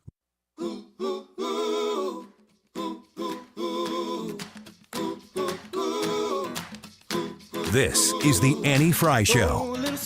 Find the podcast, on-demand audio, and more at 971talk.com/Annie. Shine a little light on the part of me that won't stop thinking of you. Better look over my shoulder. These are, the scariest times in my lifetime. That's all. I mean, I think that's objectively the truth. It is not just they want to give tax breaks to billionaires and cut programs for working people. You combine that with the power of the oligarchy in general. You combine that with Mr. Musk owning Twitter. He is now trying to end what the founding fathers were pretty smart about, creating a form of government where there were checks and balances. Well, holy crap, that sounds really scary. I haven't been as frightened as maybe I was supposed to be. Bernie Sanders says these are the scariest times of his life. I'm going to have to do a little research on Bernie Sanders and when he was born, because he's 83 years old. He said these are the scariest times of his life, and he was born in, unironically, 1941. Anywho, let's get to our next guest. Congressman Darin LaHood joins us, of course, Illinois' 16th District Representative in the United States House of Representatives. He is a member of the Ways and Means Committee, House Intel Committee, and the Select Committee on the CCP. Congressman, thanks for coming back with us. Good to have you. Annie, great to be on with you, as always. Have you, thank you. Have you been as frightened as Bernie Sanders? Is this really scary for you right now to live in, air quote, these times? No, but I'm looking forward to the research you're going to do to find out, what he's referring to. Yeah, I think when he's talking about tax cuts for billionaires, you're part of the Ways and Means Committee here. You have voted for the CR that is sitting with the Senate Democrats, waiting to see if they'd like to shut down the government right now. What is it that the Republicans under Donald Trump's leadership are trying to do now with these tax breaks? Well, listen, this is what we worked so hard for in the election, and what President Trump delivered was the House, the Senate, and the White House. And if you go back and look at the election, Annie, one thing that never changed over the course of the election was 70% of the people in the country, Republicans, Democrats, Independents, thought the country was headed in the wrong direction, predicated on two things: the economy and the unmitigated disaster at our southern border. And I would put economy number one. And so what we're doing and what the president is going to deliver on is, bringing relief to working families, lower middle class folks, blue collar folks, similar to what we did with the 2017 Tax Cuts and Jobs Act. And people forget because COVID got in the way. But when we passed the Tax Cuts and Jobs Act, we brought taxes to some of the lowest levels for working people, for small and medium sized businesses. And we created the best economy in my lifetime. People forget we moved 6.5 million people out of poverty under Trump's tax cuts. We had record wages, record employment.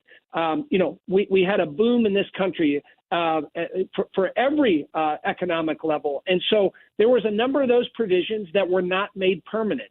So what we're doing on the Ways and Means Committee, working with President Trump and his team, is to make a number of those provisions permanent.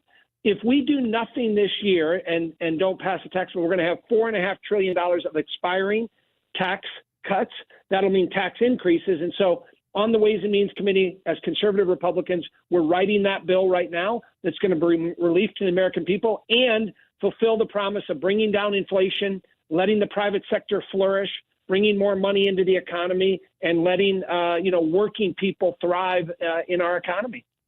We're speaking with Congressman Darin LaHood right now, Illinois 16th District Representative in Congress. Do you feel like the CR was the right move for right now? A lot of people didn't want to see that happen.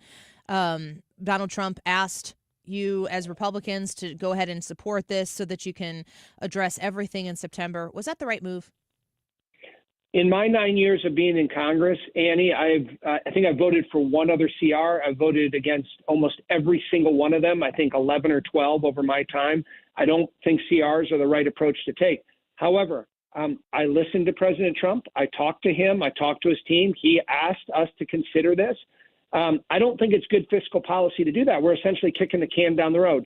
However, he inherited a huge mess from Joe Biden and the last administration, and we're still unwinding all that. You've seen it through the DOGE work that we're doing and lots of other things. So I'm willing to this one time to extend the CR, the continuing resolution, through September so that we can do our work on, like I mentioned, tax cuts for the American people, working on energy production, fixing the border, all those things, which will bring relief to the American people. Congressman LaHood, when you are working in Congress, you're one of the few Republican representatives from Illinois. There aren't that many.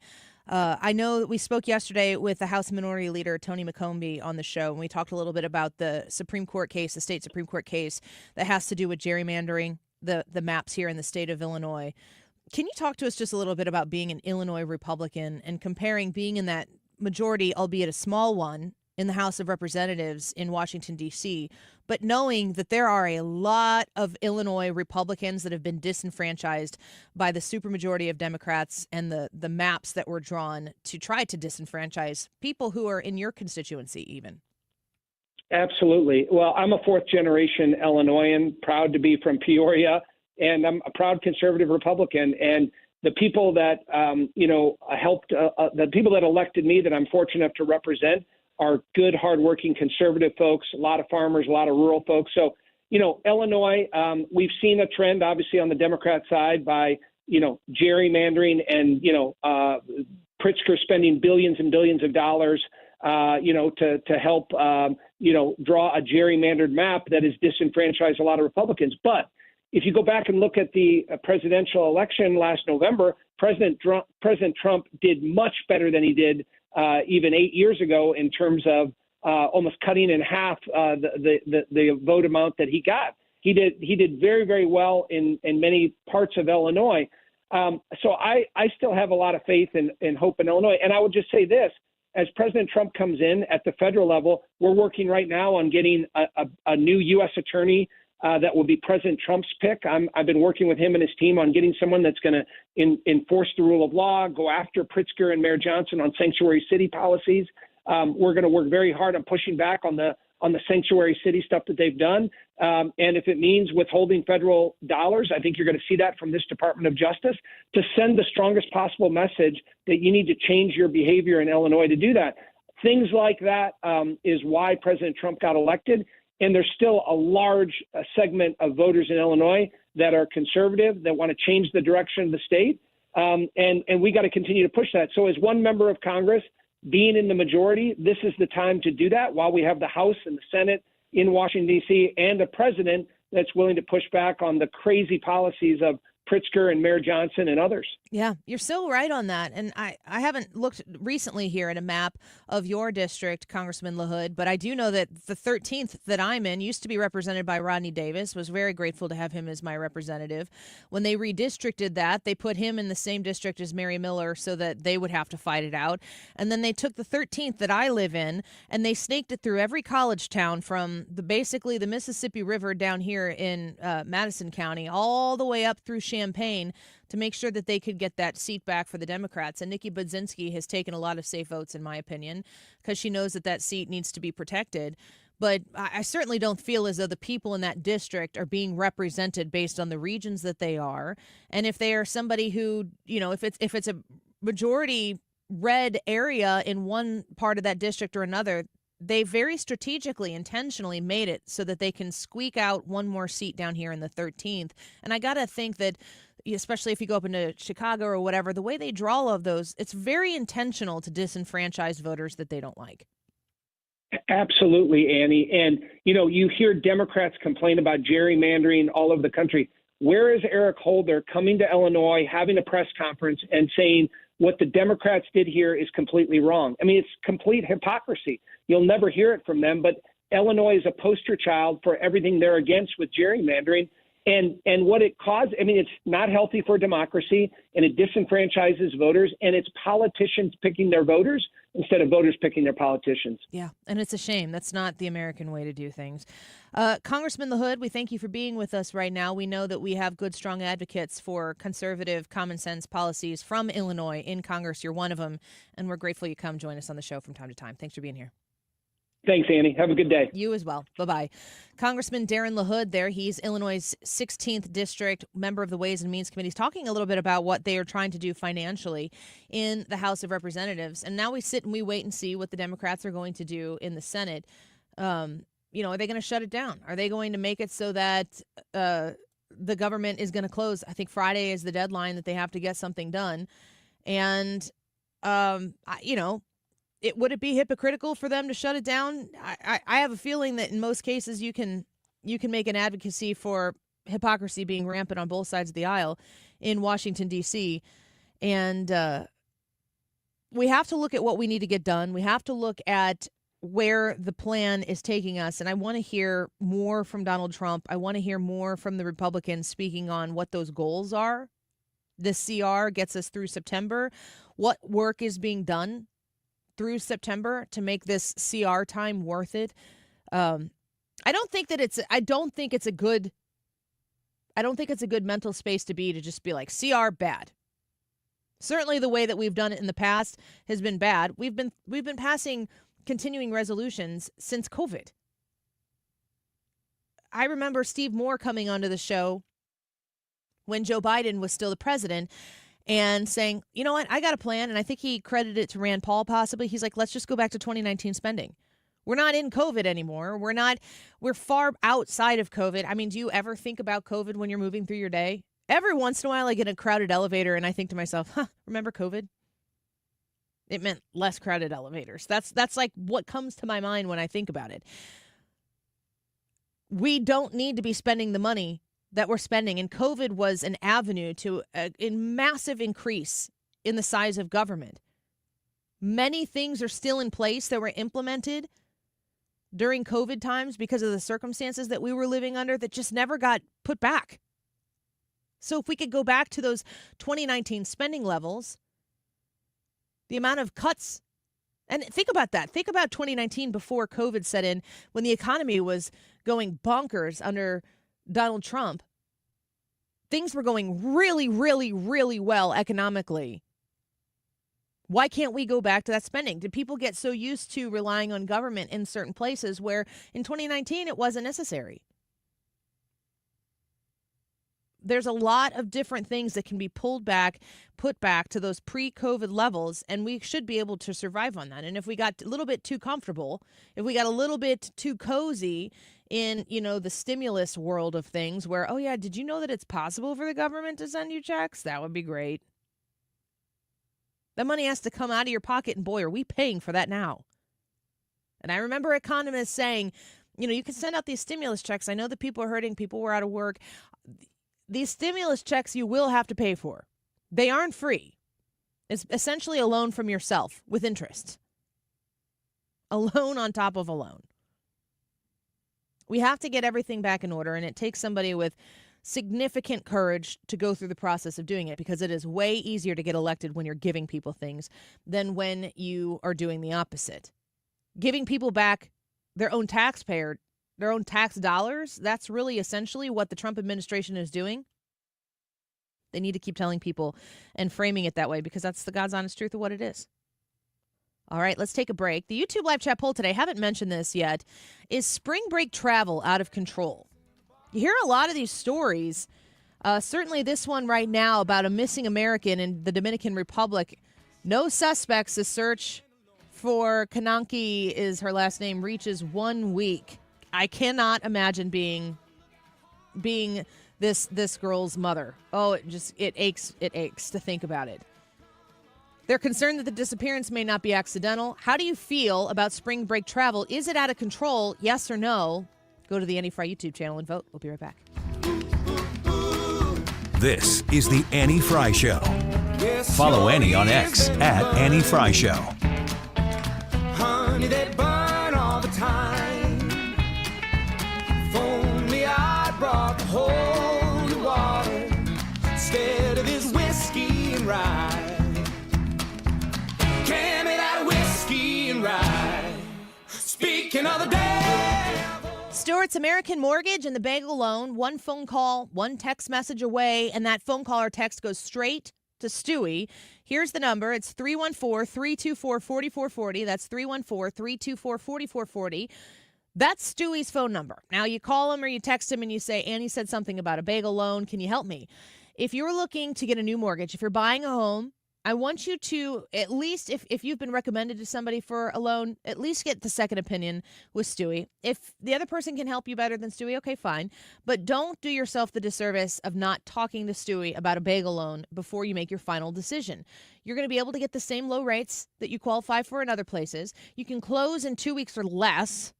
And with the bagel loan, you pay $0 in closing costs. You do business directly with Stewie. It's not some big, huge corporation that is turning and burning, all of these mortgages with a million bazillion workers. You go to Stewie. He works his tail off for you, and it makes you money in the end, because those zero closing costs are yours to enjoy.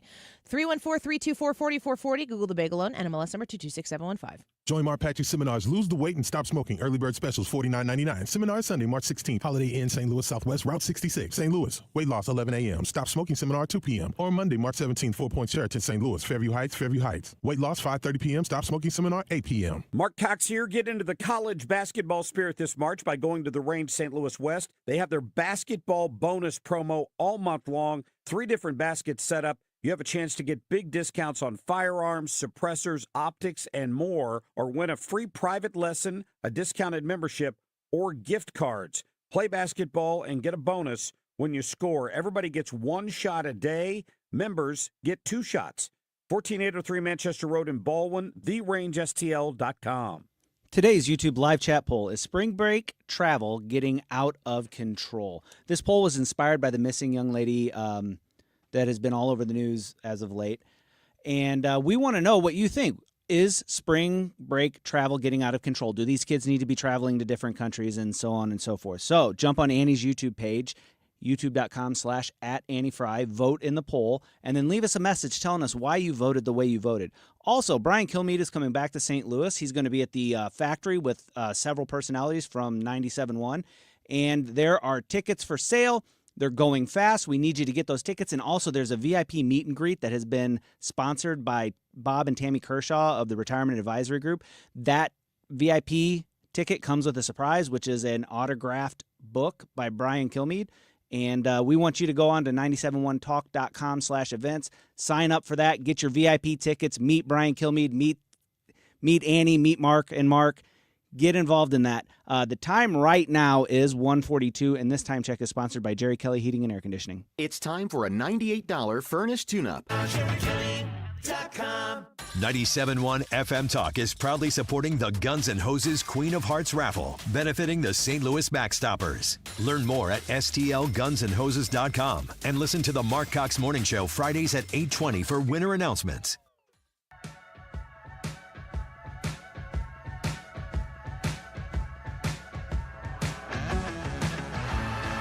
You're listening to The Annie Fry Show. Follow Annie on X at Annie Fry Show.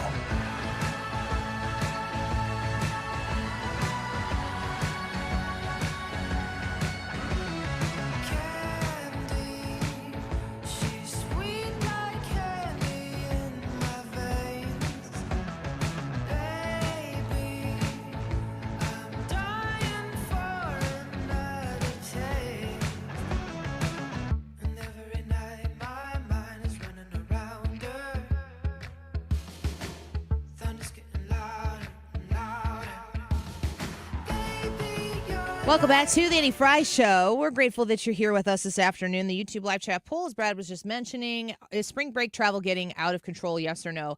We'll have a conversation with Trisha and probably Ethan and Brad in studio in the 2 o'clock hour on this. I am curious how many of y'all, did you go on spring break travel? I think this is something that started to kind of develop more and grow more. I remember when I was a senior in high school, there were some girls in my class, I think, that went to a Florida trip. I can't remember if they drove themselves. I didn't go, but there are people in high school who will take some of these trips and they go to Florida or whatever. But then there's also these people, if you get into college, they'll take college trips and they'll go to, the Dominican Republic, go to the Bahamas, go to Mexico, whatever it might be. That freaks me out as a mom. That just absolutely makes me so frightened and uncomfortable. And my kids would not be surprised to hear me say that. That's for certain. I don't, if your kid's in college, okay, there are things that if you're over 18, okay, they're adults. I get it. If they're in college, but they're still living off your dollar, and most of these kids have some sort of tether back to home, don't they? They still come home to live. If they're living on campus, they likely still come home to live. You might be paying for insurance. You might be paying for gas. You might be paying for their housing wherever they are being. You probably, maybe you're contributing to some extent to their education. If you have those tethers to the child and they're over 18, don't you still have a say in whether they go? I think you do. I hope you do. And it's one of those, in my mind, and I can remember my dad saying, nothing good happens after 10 p.m. I'm like, most of the fun stuff happens after 10, Dad. And he was like, exactly. So get your butt home. If you're going to spring break, if you're going to Florida, if you're going to Panama City Beach, if you're going to a foreign country, is it a smart idea as a parent? Do you want your child to go live your life, go have a bunch of fun, go do that? I will say, and we'll discuss this, like I said, a little bit more in the 2 o'clock hour. My freshman year, did we go my freshman year? I think we did. I went to spring training, Cardinals spring training. So we did the spring break thing, but I can't exactly say that it was like the wild, crazy party time that what you see on the news. There's always some sort of Fox News reporter who ends up going and standing with their microphone and their camera in the middle of these spring breakers somewhere in Florida. And they ask these kids questions. These kids are drunk. They're high or something. Total party atmosphere. I doubt that the majority of them are of legal status. Many of them are, but many of them aren't. I just think, good grief, what if your kid shows up in a bikini on Fox News for all the people to look and see oh gosh, this is what's going on. That sounds, I feel so fuddy-duddy old in saying that. I feel like, Annie, you remember what it was like to have fun? I never did that type of stuff. I went and watched the Cardinals. I went into Jupiter, Florida, stayed in the cheapest hotel we could find in a reasonable driving distance from Roger Dean Stadium. Did that 3 years. The first year I went with 3 girls. The second year I went with Jared went with us, and we went with another couple. And then the third year I went with Jared, his brother, and his brother's best friend. So it went from 4 girls to 2 girls, 2 guys to me and 3 guys. And we had a great time each time. We had no money. We made it work. Like I said, we stayed in this hole-in-the-wall hotel that we could find that was somewhere in the driving vicinity. This is back when I was driving it was the second year that we went down. I was driving a 1996 blue Ford Taurus, and that would have been 2005. 2004. That was 2004. That was the year we went to the World Series. driving my Ford Taurus down there. We were in Florida, and I think we were on the A1A driving, and that car had 196,000 miles on it or something like that. I was really excited about the day it was going to crawl over 200,000 miles. And the engine used to kind of shut off sometimes, and I did not know that you could put it in neutral while it was still moving and start the engine. So I would like coast to the side of the highway, start the engine again, put it in park and start the engine again, and then get back on the highway and go. How stupid is that? These are the type of stupid things that I don't want my kids to be participating in somewhere else when a lot of bad decisions are taking place around them. And I also don't want my kids to be tempted to make bad decisions. But I also know that I can't make all of their decisions for them, especially when they become adults, very, very, very nascent adults. That makes me very nervous. I don't know that the spring break that we participated in or the things that were going on during spring break in the 2000s and the 90s when people my age were going to spring break, I feel like what happens now is next level. And it kind of folds into these other things like bachelor parties and bachelorette parties. Remember when you used to, I think most people listening right now remember when a bachelor party or a bachelorette party would be, you get together with your friends, you go to some local bars, you have some drinks, you try not to make too many bad decisions, you take some photos, but not too many, and, congratulations, you're getting married. Now it's, we got to go to Vegas, we got to go to like Napa Valley or something like that. They take these huge trips to celebrate these things. It's not an affordable. I don't think that kids who are doing these things, if you're in your 20s, you probably can't afford to do that. Maybe Vegas a little bit more. But certainly they have the upcharges once you get there on a whole bunch of different things. Seems like everything is bigger and more blown up. And I have to assume that a lot of that has to do with social media because you got to show everybody what you're doing. You got to take the pictures in the places to make everybody look at your life and wish that they were you. Is that an overgeneralization of the situation? I don't know. The story of this missing girl is so sad and so scary. In Punta Cana, Dominican Republic, authorities from Fox News investigate the disappearance of Sudiksha Kananki, who are expanding their search effort as Thursday marks 1 week since the 20-year-old who is a University of Pittsburgh junior. She vanished from a Punta Cana resort. Her whereabouts remain unknown, and officials say they are working a missing persons case and not a criminal investigation because they have left open all possibilities. The Dominican Republic's top prosecutor said Wednesday that her office is considering the possibility that something, quote, beyond a possible accidental event, end quote, has taken place. And experts say the probe will likely examine competing theories until investigators come up with answers. They were just reporting in the last 5 minutes here on Fox News that last Thursday the winds were really rough in Punta Cana and the ocean was really rough. The things that are scary to take in as, moms and dads who are viewing these stories and internalizing what it would be like to, it's like you can't even. You think of the worst things that could happen, the end result being your lost loved one. If it was nefarious or if it was accidental, they're both incredibly painful. I wonder if kids are being encouraged to make good decisions and comfortable decisions less now than they ever have before with all this access to information. It's not as if these stories every year, it seems like we have one. Fox News reports authorities are now searching additional neighboring beaches as well as on land with 300 officers, search dogs, boats, 2 helicopters, and other resources. Fox News Digital has confirmed other assets include both Navy and local divers, drones, and topographical aircraft. So it sounds like they're looking in the water. She was last seen in the early hours of March 6th with a young man at the 5-star Rio Republica resort in Punta Cana. Surveillance footage captured her walking to the beach around 4:15 a.m. with 7 other people, including 5 women she was traveling with for spring break and 2 males, after they spent time at the hotel bar. The rest of the group was seen leaving the beach around 6 a.m. The remaining male came back at roughly 10 a.m. She is the only person who is unaccounted for, and her friends reported her missing around 4 p.m. that day.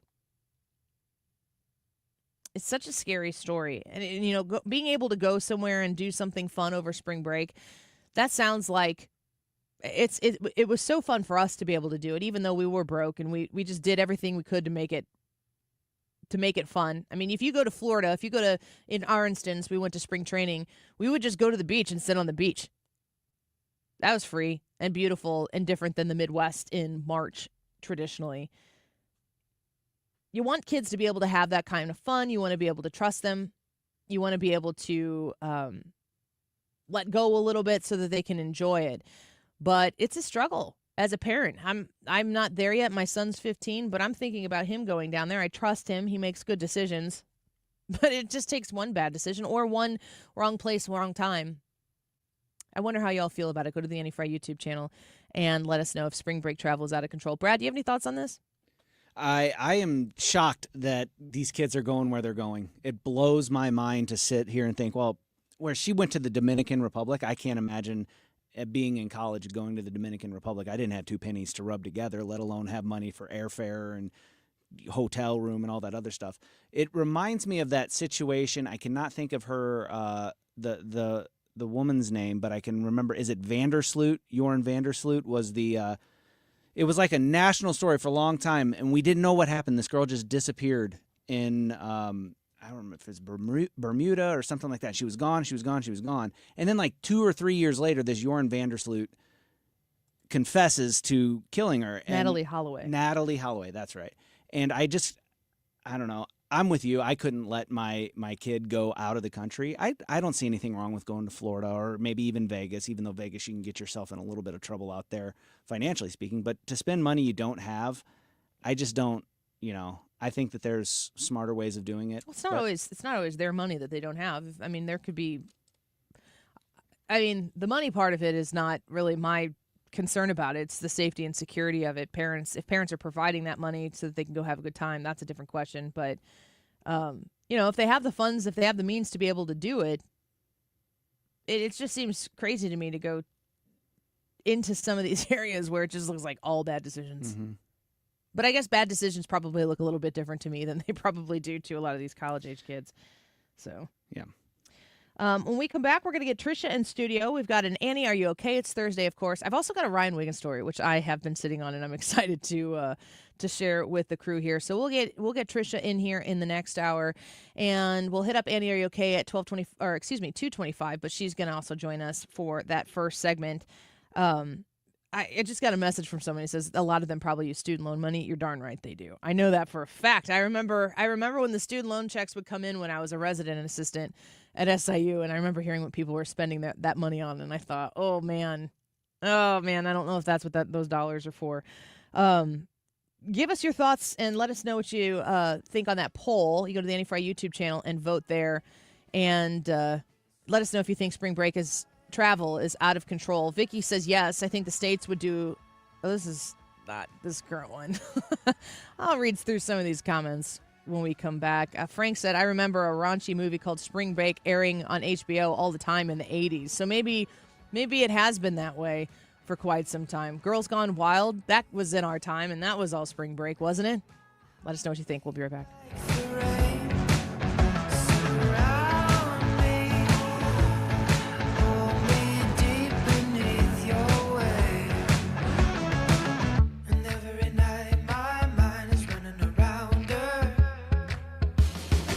One of the things with running is I want to enjoy the run, but I never made it very far because the arches in my feet just killed me. So when I got to the end of my rope and I said I have to do something to get rid of the pain, and a couple people recommended the Good Feet store to me.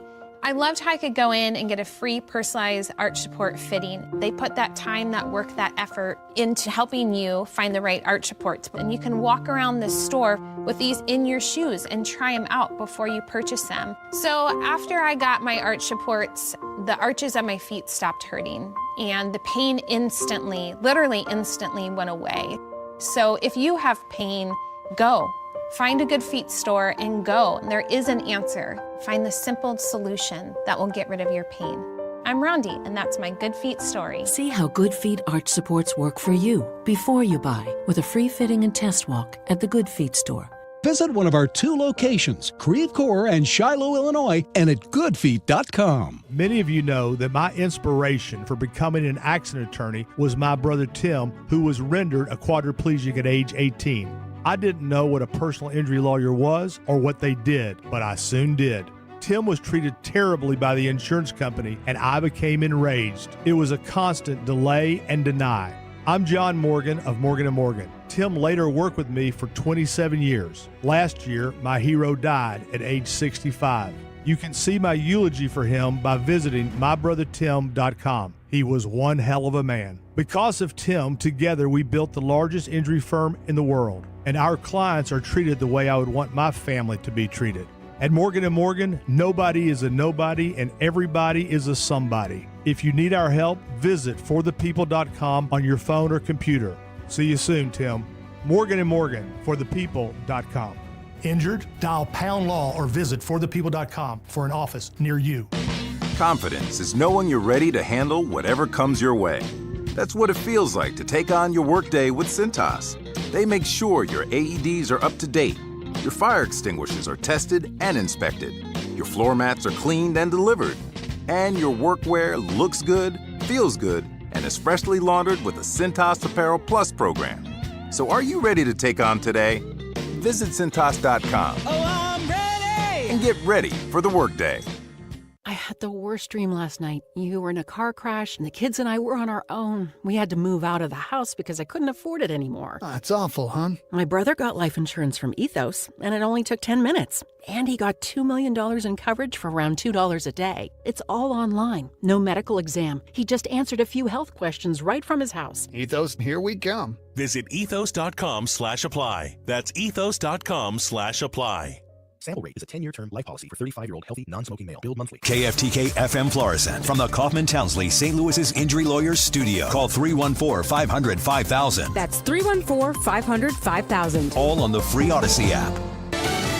Thousands of federal workers may get their jobs back. I'm Lisa Brady, Fox News. A federal judge orders the Trump administration to reinstate fired probationary workers. A U.S. district judge based in San Francisco finding the Trump administration's justification for firing thousands of federal probationary workers to be an unlawful sham. A coalition of labor unions and other organizations suing over the administration's ongoing push to cut the size of the federal workforce, with the Office of Personnel Management targeting recently hired workers, calling it for performance reasons.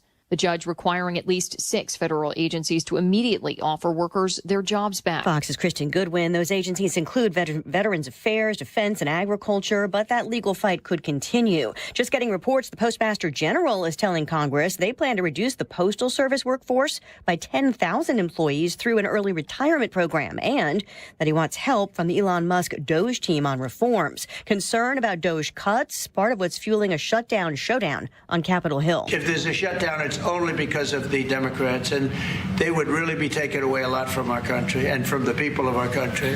The president supports a House-passed bill to fund the government through September, setting the stage for work on his agenda in the next budget. But bipartisan support is needed for that bill to advance in the Senate. A government shutdown could hinge on whether Democrats are willing to break a filibuster on the GOP's stopgap spending bill. Democrats say they want to vote on their own interim plan, which would fund the government through the middle of April. Fox's Chad Pergram, the new Senate Majority Leader, says Democrats should have passed appropriations bills when they still had the majority. President Trump says he hopes Russia's president agrees to a ceasefire with Ukraine. He put out a very promising statement, but it wasn't complete.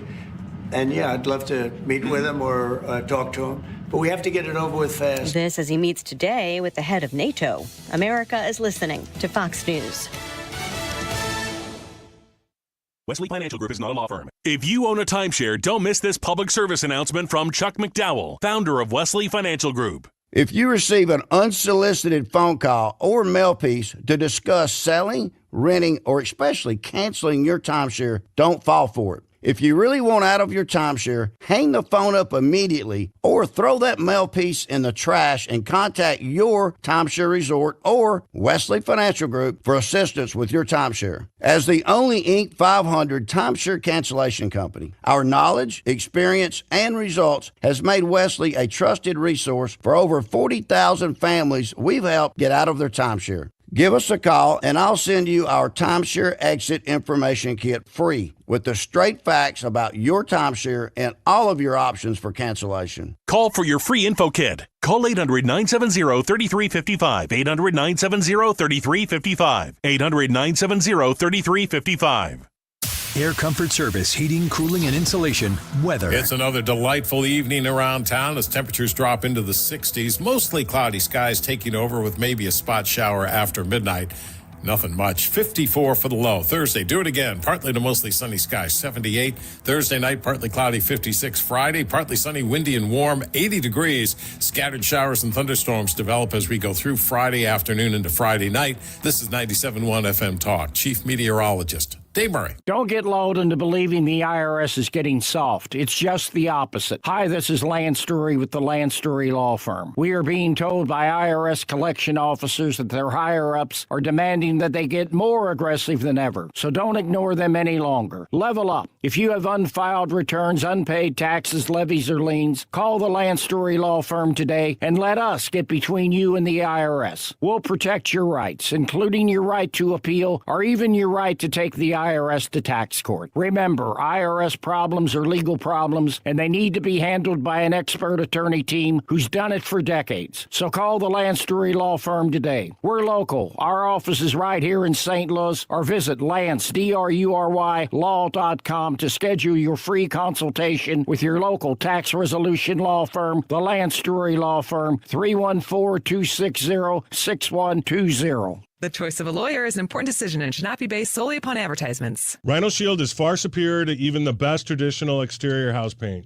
Rhino Shield is 8 to 10 times thicker than paint and comes with a 25-year transferable warranty. Rhino Shield is the only ceramic coating company that has been chosen by Disney, This Old House, and 3 times on HGTV's Curb Appeal, where every episode is concentrated on unpainted brick, bonds and seals to stucco, wood, hardy, block, color lock, masonite, and more. No better product for those steel aluminum-sided homes that have become, chalky and tired looking. We coat sloped and flat roofs to extend their lives too. After 15 years, we've got a great reputation and a superior product. As long as it's affordable, why wouldn't you do it? Before you make the costly mistake of painting with traditional paint, you'd be best served to call Rhino Shield today. We are the experts and our evaluations are free. 877-25-RHINO or 877-25rhino.com. Tell them, ladies. No paint, don't Rhino. Go Rhino Shield. Never paint your house again. Rhino Shield. If you've listened to 97.1 FM Talk, you've heard of Doug Voss of Voss Financial and Safe Money Radio, as he has been a staple as the financial expert on the station for many years. You can hear him on Safe Money Radio every Saturday at 2, right here on 97.1 FM Talk, and you can talk to Doug Voss directly. Here's his number. Call Doug at 844-676-SAFE. That is 844-676-7233. Doug Voss is a registered representative. Securities offered through DHL Securities, LLLP, member FINRA and SIPC. It's Power Torque Tools DIY days at O'Reilly Auto Parts. Save $20 on a Power Torque 248-piece mechanics tool set. Power Torque professional hand tools have a lifetime guarantee. Available only at O'Reilly Auto Parts. Brian Kilmeade here, and I'll be there on Saturday, March 22nd. Jot that down, at the factory in Chesterfield in this engaging motivational journey through America's past. Tickets available at 971talk.com/events. Sponsored by Bob and Tammy Kershaw of the Retirement Advisory Group. That is exactly what I needed to hear. Thank God someone here knows what they're talking about. That's us. That's right. Gotta love this American ride. All right, you need to take the time and get the full picture.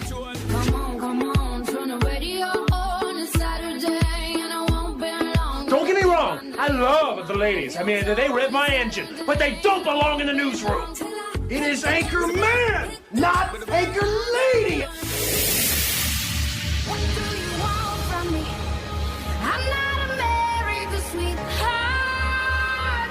Goodness sake, kid. Keep your voice down. Your father's listening to the radio. I'm not America's sweetheart. This is the Annie Fry Show. How about no tax on tips? How about no tax on overtime? How about no Social Security? How about all those things? These are the kind of thoughts that will change America. I know what his goal is. No tax for anybody who makes less than $150,000 a year. That's his goal. And that's what I'm working for. That's the Commerce Secretary, Howard Lutnick, talking about how President Trump's goal is to have no one who makes under $150,000 that you would not pay tax. All in favor? Aye. Aye. Unopposed. When you hear the Secretary of Commerce saying that, and, Tricia, can I out you for the question you just asked off the air? Please. Tricia said, is it possible that everything Trump is doing backfires and it's as bad and scary as the left said? And I said, yeah, it's possible. I mean, it's possible. Do we want to keep heading in the direction that we were heading in under Joe Biden? And if Kamala Harris would be the president right now, if you think about what that would look like if the Democrats had won the election in November, would they be talking about cutting spending at all? No. There's no spending that they ever want to cut. When you think about the $2 billion that was given to Stacey Abrams, the governor of Georgia, nope, she didn't win. Somebody tell her that. She loses her election, and then she gets put in charge of this green energy initiative. I think it was in 2023, the entity that she was in charge of, I think they netted an income of $100. $100 on their sheet. Bank. I'm sorry. This is the rags to riches story that we all want to be a part of. In 2024, they got a $2 billion with a B grant. How does that happen?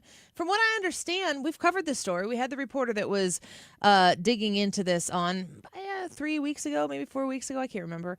And going from $100,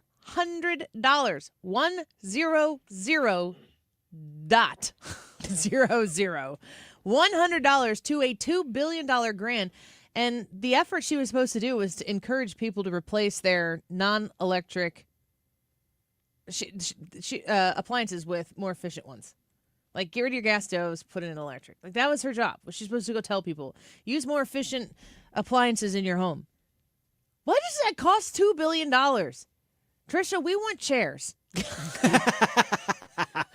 I'm going to need $2 billion. Yeah. What if, okay, fine, $1 billion will be fine. We'll go halvesies on it, and we'll get a few chairs. Do we have a deal? Deal. $1 billion. I can secure new chairs. Don't you hear the numbers that they throw around on these things and go, why do you need that? I don't even understand that much money. That does not compute. No, it sounds like funny. I honestly, once the money gets that high, it sounds like funny money. It sounds like fake numbers to me. It's just on paper. Yes. It's not actual like a dollar that you exchange. There's no face on the $2 billion. We should put Joe Biden's face on the $1 trillion bill. And it should be of him like sleeping in his chair. Like Weekend at Bernie's, but with Joe Biden on a bill. My life goal would be to own one of those $1 trillion bills, and I would happily take Joe Biden's face. I could be his best looking picture ever. I don't care. That's great. If you can get a $1 trillion bill with anybody's face on it, I can still get those chairs. When you're working in the private sector, of which we are all working in right now, when you're working in the private sector and you need basic things, and you know what it takes to try to submit to get approval for some sort of expense for a basic thing, they're like, just tell them to stand. Just tell them to stand at their desks or whatever it might be. I mean, we've got chairs. The chairs allow us to sit down. It'd be That's nice. about it. It'd be nice. Yeah, you sit down and some Not of them at the same height. Some of them where you start sitting down, give it 5 minutes, you'll be about 6 inches sinking. lower. You just go a little. Just embarrassed. If you're watching on YouTube, you just see us lowering. Exactly. And I mean, honestly, I'm not saying this really to make it about the chairs. I'm saying this because if you're in government and you need chairs, you get $50 billion in order to get new chairs. As long as they're green, if they're energy efficient chairs, how much money do you need? Do you want it with an M or a B in front of your alien? And then they just make it happen. And it's all funded by us. Private sector people and public sector workers, everybody who pays taxes, throws their money into this pot that goes to Stacey Abrams. You sound upset about this, Annie. A little miffed. Okay, just something I took away from it. Are you? That's all. How do you feel about it? Does this make you feel a little jazzed about it, or what? You're pretty content. Well, I'm shaking on the inside You're right sitting now. in the crappiest chair in the room. Am I? I kind of like this chair. I guess it's all a matter of perspective. I guess so. Are you a Democrat? No. I'm not that. Are you socialist? I think what I've gathered here. So, okay, so Doge does all these cuts, and we're all on board because they're spending billions and trillions of dollars on government chairs or whatever it is. When do we, as you and I working in crumbling chairs, start to feel the impact of that? Well, there are several things that the Trump administration is doing that is putting us in a position right now where we can start to feel it. I would say the price of eggs has come down 33%. Nobody's talking about it. I keep seeing it on X. I'm going to, I don't know if I can look at Ruler Foods online. I don't know if they have prices for those types of things online because they do offer delivery, but I've never used delivery to my house. Eggs, I just looked up on Walmart. Eggs are $5.97 for 12 count. That's still outrageous, but they are lower than they were before. When you start creating American energy that allows, when you take the eggs from the farm to the store and it costs less to do that, you would hope that these companies would pass those savings along to the consumer. And we were just talking about this the other day, Tricia, that I believe it was when the tax cuts got put through with Donald Trump initially. And they did provide tax breaks to businesses. They want businesses to be able to invest in the businesses because if your business grows, you employ more people. If you employ more people, then more people are employed. People have better jobs. If you're looking to hire people and jobs are available, then companies have to compete with other companies who want to hire people and say, no, you should work here and we'll provide you with extra benefits, with better vacation pay, with better health care, with a better 401k plan if you come here. So if you create competition between job availability, that benefits the consumer, probably involves higher pay. If people make more money, they're going to spend more money. That is the cycle that is supposed to be implemented here. When those tax cuts got put in under Donald Trump, I remember, I don't want to say a company and be wrong about it. I feel like Coke was one of them, Coca-Cola. But there were companies, big companies that came out and said, we are really grateful for these tax breaks and what we're doing with them. There were several different companies that wrote checks, bonuses to their employees. And that money went straight to the people who work for that company. How soon will we see it? It depends on how much you're looking for it. Are you paying attention to, what's happening in your real life? Or are you paying more attention to what the media says is happening in your real life? Because if you listen to us, we're going to highlight, of course, the good things that Donald Trump is doing. And we're going to tell you, just hold on just a little bit. And you'll see, what it is that we think about what Donald Trump is doing and explain to you why it's going to be good in the future. But if you listen to the other side, it's chaos. Everybody's losing their jobs. It's a disaster. I mean, Doge cuts, the difficulty about talking about Doge cuts is that it's cuts on behalf of the taxpayer, but also government employees are taxpayers. So you could be benefiting from this and lose your job and therefore not think you're benefiting from it. Yeah. Yeah. Well, and I think off air, you just made the point when I walked in and posed that question to you initially. It's all happening so fast. What are we, 52 days in, you said? I think so, yeah. It's going to take a minute to see the benefits of it. And where all of this other stuff usually takes administrations 4 years, 8 years, if they can ever even get a fraction of it done.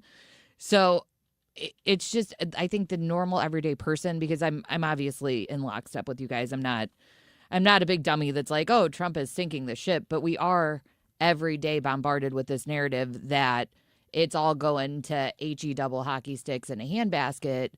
And so combating that and being like, hey, pump the brakes, just wait a minute, we're going to see the benefits of this. Yeah. I think it's hard to talk some people that are in panic mode out of that. The messaging is certainly from the left that we should be panicking. This is terrifying. This is really, really frightening. I think tomorrow we're going to have. Did Congressman Bost have time to do an interview maybe. I wanted him to come in studio, but he's not going to be close enough to do that. Could we maybe get him for an interview? I can check with him. Okay. I talked to him about the USDA funding that has been cut. This story is everywhere, and you can go back yesterday and see that I asked Grok. I copied a headline from a local newspaper. I'm a little back and forth on local newspapers being like, Johnny scored 18 points in Wednesday night's JV basketball game, and Donald Trump is trying to stop feeding children. Like, if you're reporting on things you know and understand, okay, fine, I understand that. But local newspapers dipping in on suggestive, politically bent headlines on stories that they're probably choosing to run from whatever their parent news provider is. But then they post them on Facebook, and they get a ton of comments, and I'm like, I think I know what you're doing. Yep. I think I see the algorithm working its thing here for you. The internet's a dangerous place. But we want to talk to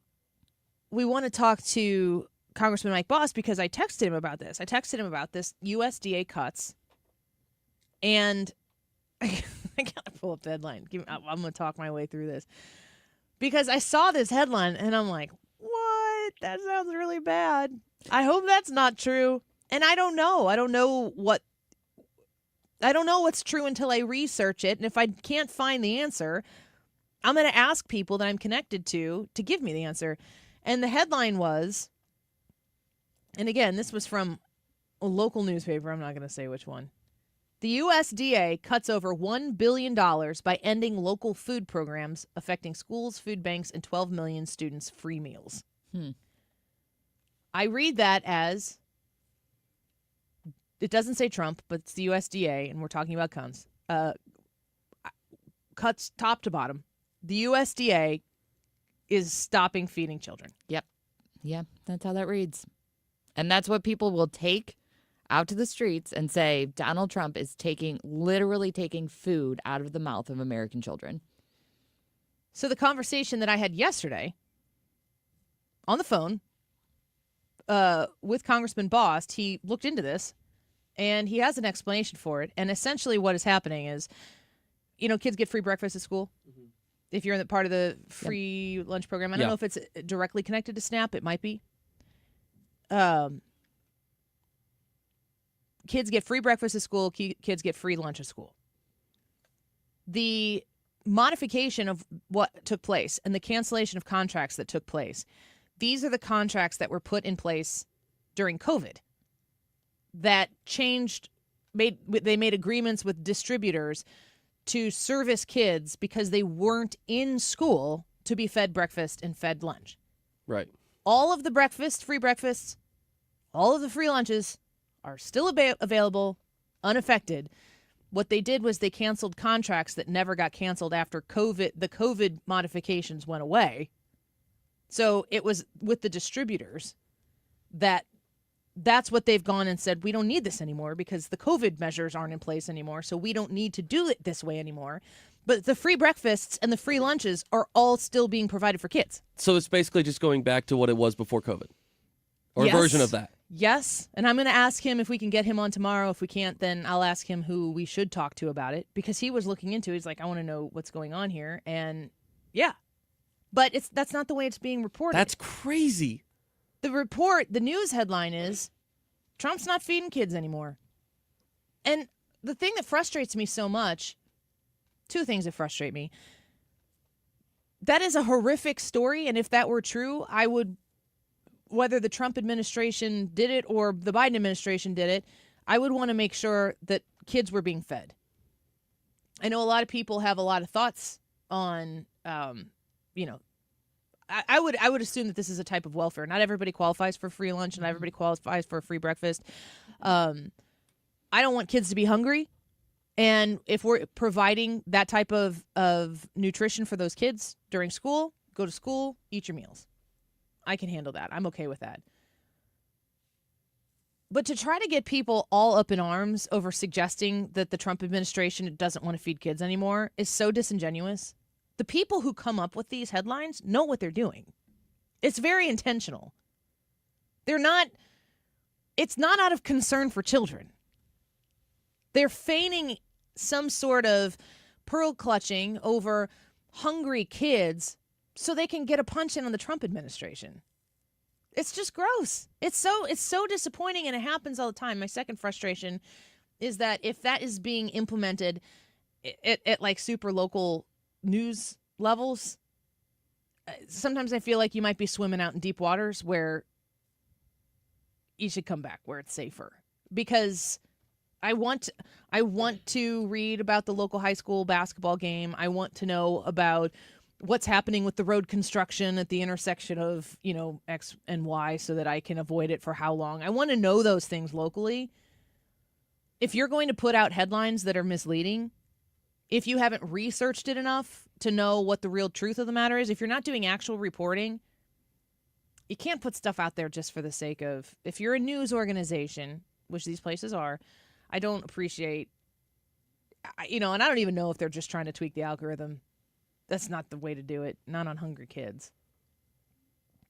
Yeah, and I think that a lot of these news organizations, not in defense of bad journalism, but a lot of newsrooms have been cut so much, and a lot of people are relying on their parent companies, and those resources are dwindling. So there's and this news cycle that is so fast is a lot of churn and burn. So I think that there is not maybe the level of accountability for some of these things that there used to be in the past. And then we're all just at the mercy of that. And then it's me and the guy down the hall arguing over things that were not vetted before they went out. And now they're pushed down to a level of my local newspaper.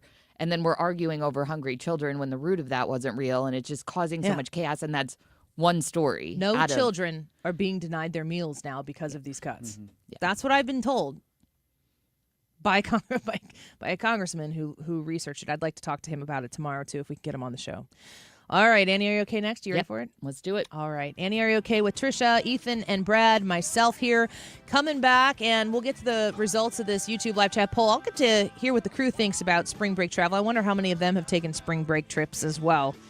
Is it getting out of control, yes or no? That's the Annie Fry YouTube live chat poll. We'll be right back.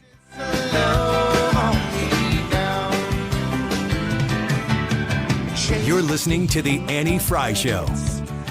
Follow Annie on X at Annie Fry Show. But I've been there, I can see it, cower like a nervous magician waiting in the wings.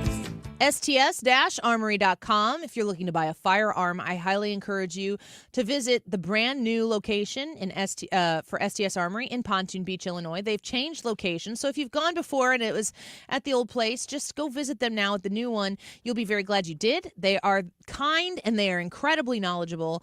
All things firearms. They have educational courses that you can take. Very worth your time if you're looking to finally get that conceal and carry license that you need in the state of Illinois. Katie and Jesse, wonderful instructors, very knowledgeable, will help you do the whole thing, qualification, all of it. Or if you need to do the renewal, that's what I did with STS Armory in November. I was able to go there and get that renewal done. They're great at answering questions, helping navigating complicated situations with the state if they're being complicated.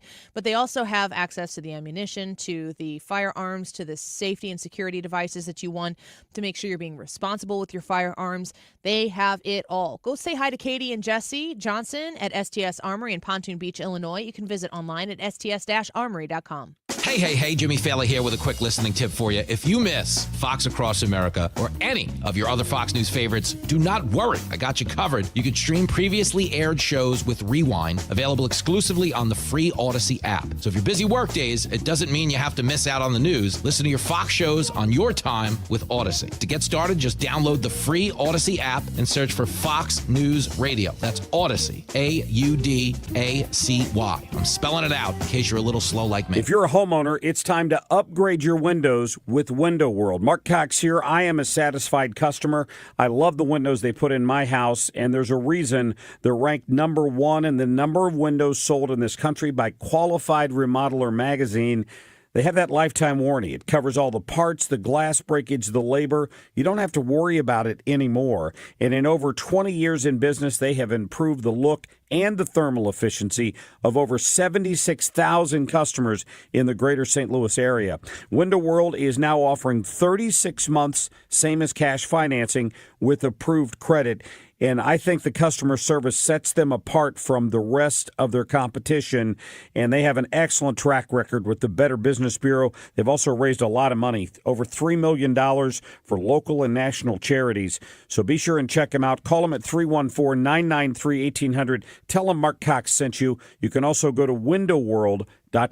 What's your favorite four-letter word? Chances are you've said it more than a few times dealing with this crazy world we live in. But at Compass Retirement Solutions, our four-letter word of choice is hope.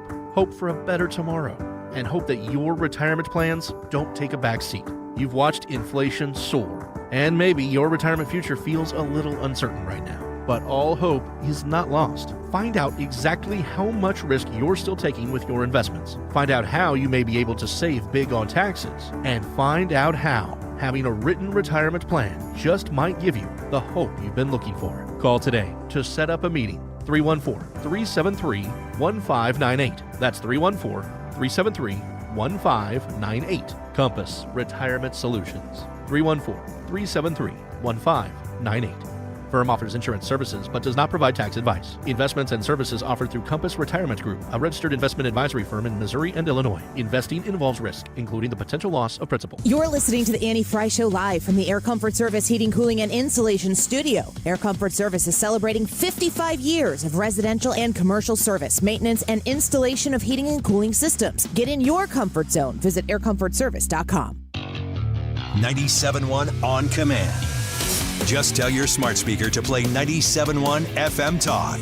Or download the Odyssey app and stay on top of everything happening anytime, even when you're not close to a radio.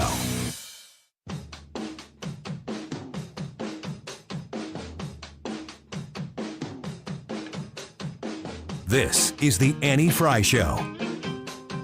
Follow Annie on X at Annie Fry Show.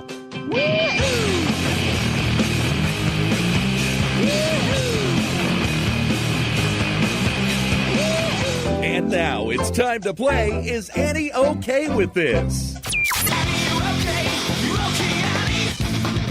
I always say this is the start of my weekend. Woo! Here we go. Here we go. Oh, I'm going to go now. Woo! Woo! All right. Man found with a live turtle in his pants at a New Jersey airport. This was a Pennsylvania man going through a body scanner. Is that a turtle in your pants? Indeed it is. Thank you for Yes, asking. in fact. As a matter of fact, it is. When the alarm went off, TSA did a pat down and found a turtle about 5 inches long wrapped in a blue towel in the groin area of the man's pants.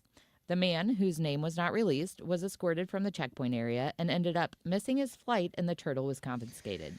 The incident remains under investigation, and it's not clear if the man will face any charges or penalties. Annie, are you okay with pet turtles? Yeah.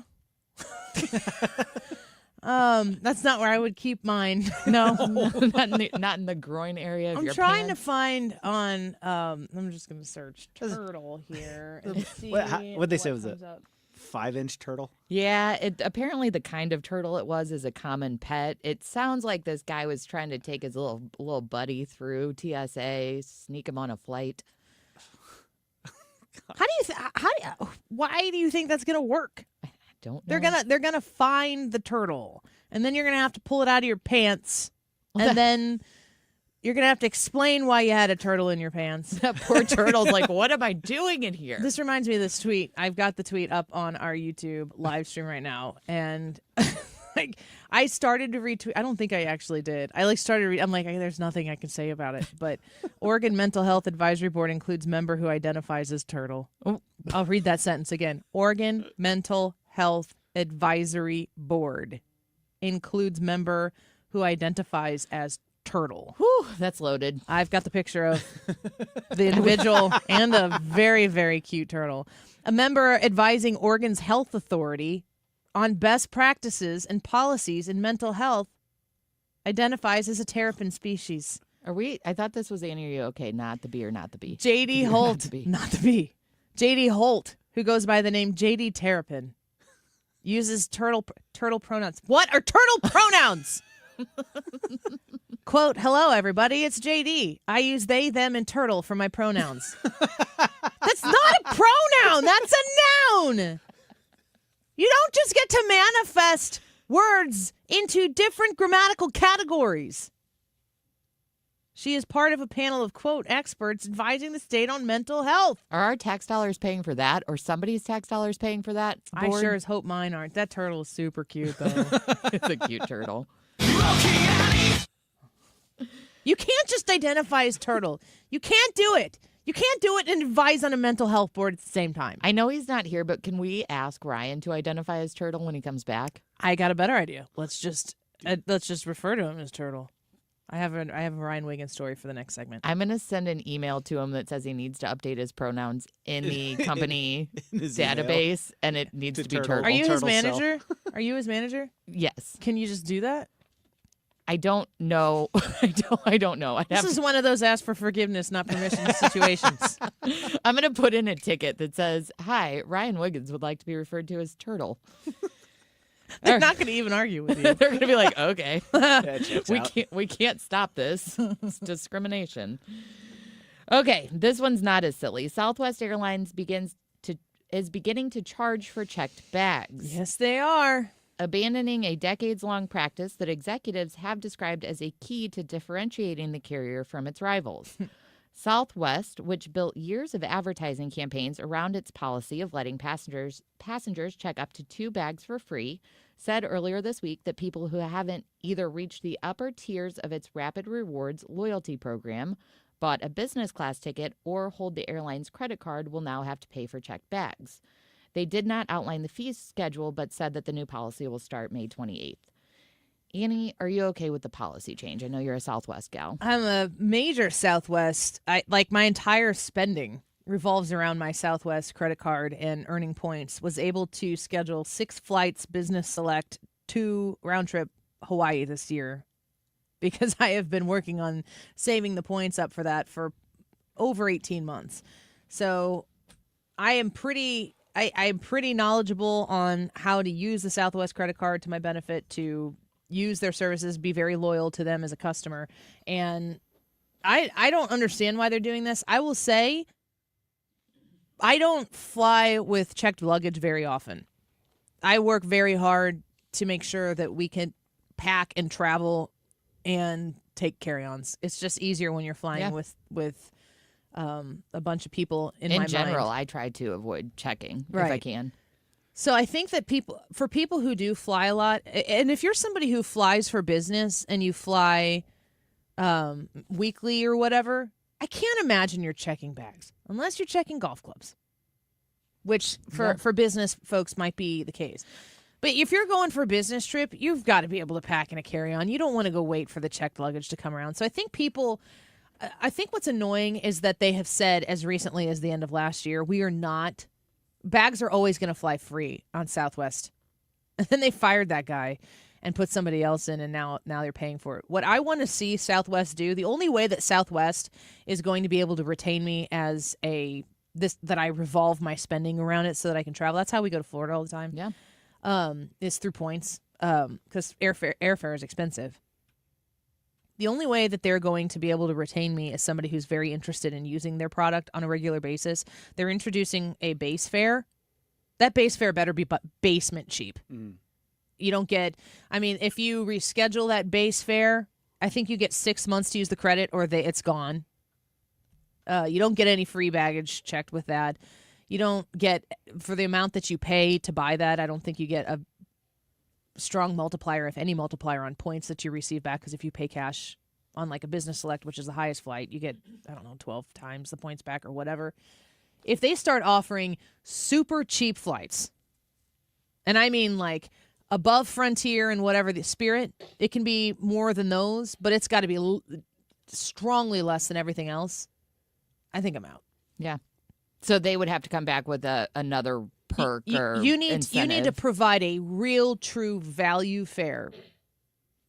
Yeah. That I can go on a weekend to Florida, on a weekend to D.C., like my husband and I did, where if we're going to pay cash for this flight, it's got to be, it has to be a value fare. Now, I understand when you're getting something that is like air quotes value, you're not going to get a bunch of perks with it. Mm-hmm. That's fine. You want to take perks away, you have to give your consumer an opportunity to partake in the process without the perks at a cost that actually makes it valuable to them. Otherwise, I'm looking around and seeing what Delta has to offer. I've heard everybody always seems like they brag about Delta. I love Delta. Is Delta as good as everybody says? I love Delta. Delta's Delta's a great. Delta guy in the house. We got a Delta guy. Delta seems to offer things that Southwest isn't playing in. Like you can fly first class to Delta. Yes. I don't even know what first class looks like. The biggest thing. Because I only fly Southwest. The biggest thing I felt like that Southwest had going for them was the baggage, and now that that's gone, I don't know if there's anything to really entice you to go with them. I think Delta planes are nicer. They have the TVs with live TV, which Doors stay on while you fly. That is that's also a big one. But you know what? That's also a big one. That's also a big one. Something I think is pretty funny. Someone else that's trying to take advantage of this whole Southwest baggage thing is Amtrak. Have you guys seen this? Yep. So Amtrak tweeted, was it yesterday or this morning? Yeah. Yesterday. Guess we're the only ones now doing free baggage now, and our very own Brad Range got involved in the comments on this. Said, hey, how long will it take me to get from St. Louis to Orlando? And they responded, hello, thanks for reaching out. The trip from St. Louis, Missouri, Gateway Station to Orlando, Florida is 48 to 51 hours in duration. Is there anything else we can assist you with? I'm going to need to bring 4 bags just for the travel. Wait for it. 6 million views on Twitter. Yeah. 6 million. Brad's viral. He was asking the question. I wasn't even tagged in the retweet that made it go viral, though. That's the part I'm most upset somebody about. grabbed it and retweeted it. But it's also $208 to take Amtrak to Orlando, which is ridiculous. One way? Well, why? They don't need to charge for bags. Charge for the fare. That's the point. Yeah. Yeah, that one I think is interesting because they spent so long building up this customer loyalty and the trust of the people. It's been value. It's been kind of southern values. Yeah. There's a little bit of southernness to it. I've seen a lot of people saying that, but it's also been they're not trying Southwest. Yeah, they're not trying to pose themselves as some sort of like this is the fanciest way you fly. It's like no, you want to get from point A to point B, be treated kindly, nice accommodations for a price you can afford. I mean, Spirit and Frontier, they know what they're doing. Like, you want a seat that fits most American butts, you're going to have to pay for that. You want to bring extra clothes? You're going to have to pay for that. You want to take a chance on making it there safely? You know who you're going with. Well, is it going to be cheaper? Maybe. If you know your lane and you stay in it, that's fine. Southwest is redefining what their lane is, and they're going to have to see if people want to literally travel in it. All right, on a completely unrelated note, doctors note an increased number of cases of glue mistaken for eye drops. Nice. Yeah, I don't know why this is. Like super glue? Yeah. Hold on. Dr. Richard Davidson, an ophthalmologist with UC Health, says medical practitioners have noticed it has become surprisingly common for people to mistake nail or lash glue for eye drops. Surprisingly common. Do you guys use eye drops? Yes, during allergy season. For allergies? Mm-hmm. Is it just regular, like, saline saline or something like that? Or? I'm not sure. Or does it have medicine in it? They're just allergy eye drops that I get from Walgreens or whatever. Okay. Do you use eye drops? No. Do you use eye drops? If it gets really bad allergies, I have medicated eye drops. I don't ever. This would never apply to me, but I guess a lot of people... eye drops and the nail glue or the lash glue are kind of in similar bottles, and doctors are seeing so many people do it that they feel like they have to put out a PSA that says stop doing that. I'm sure that nobody who's done it once is like, should I do that again? I can't imagine it's a reoccurring thing. Can we get that into our PSA rotator, you think, if that comes out? Yeah, so we can delete it. Our new non-profit. I would rather talk about eyelashes. Well, that's interesting because my question to you is, Annie, are you okay with fake eyelashes? I love this question. I have worn fake eyelashes. If I am going to be on the stage in front of a lot of people for a long time, I will wear eyelashes for 2 particular reasons.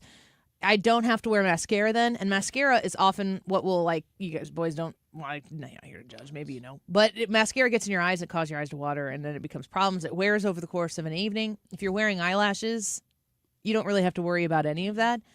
But your eyelashes that you wear have to look like eyelashes that you could foreseeably grow on your own. Not the kind that touch your eyebrows, like go over them. If you were wearing eyelashes that if you blink too many times, you start to lift off the ground, they're too big. Yeah. You should not be wearing those. I get it. I wouldn't want bat poop on my eyes either. No. That's certainly not interesting to me. No, that's what. No. Is that even true? Okay, first of all, I love fake eyelashes. I feel like a queen when I wear them, but you're right, there is a length limit to. It just has to look like they have to look natural. Like if someone's wearing fake eyelashes, the first thing they think when they see you shouldn't be like, whoa, eyelashes. Those are some major eyelashes she chose to wear. You should just look pretty. You should just look like you're looking your best. Yeah. Do you wear them a lot? No, special occasions. I'm in a wedding or mine or somebody else's. I think were the last 2 times I had them on, but I think it's fun. I think I might average out 1.5 times a year. Yeah. That I wear them. And it's just for the event that they don't last. So would the half be like you take them off halfway through the event, or no, just one eye? I'm sorry. I'm trying to fill Ryan's role here.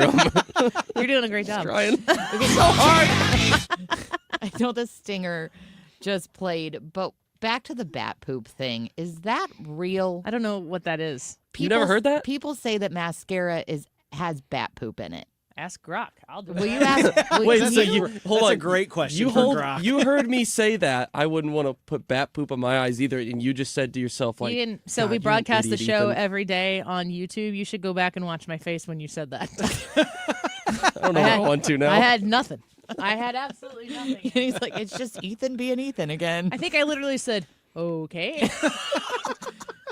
Grok says, no, mascara does not contain bat poop. This is a common myth, not so common that I knew about it, that likely stems from confusion about an ingredient called guanine, of which everything I know about guano comes from Ace Ventura, which is sometimes used in cosmetic. Guanine is a naturally occurring substance that can add shimmer or iridescence to products like mascara, eyeshadow, and nail polish. Historically, guanine was derived from sources like fish scales or bat guano, bad droppings. But today, it is typically synthetically produced or sourced from fish scales, not bat poop.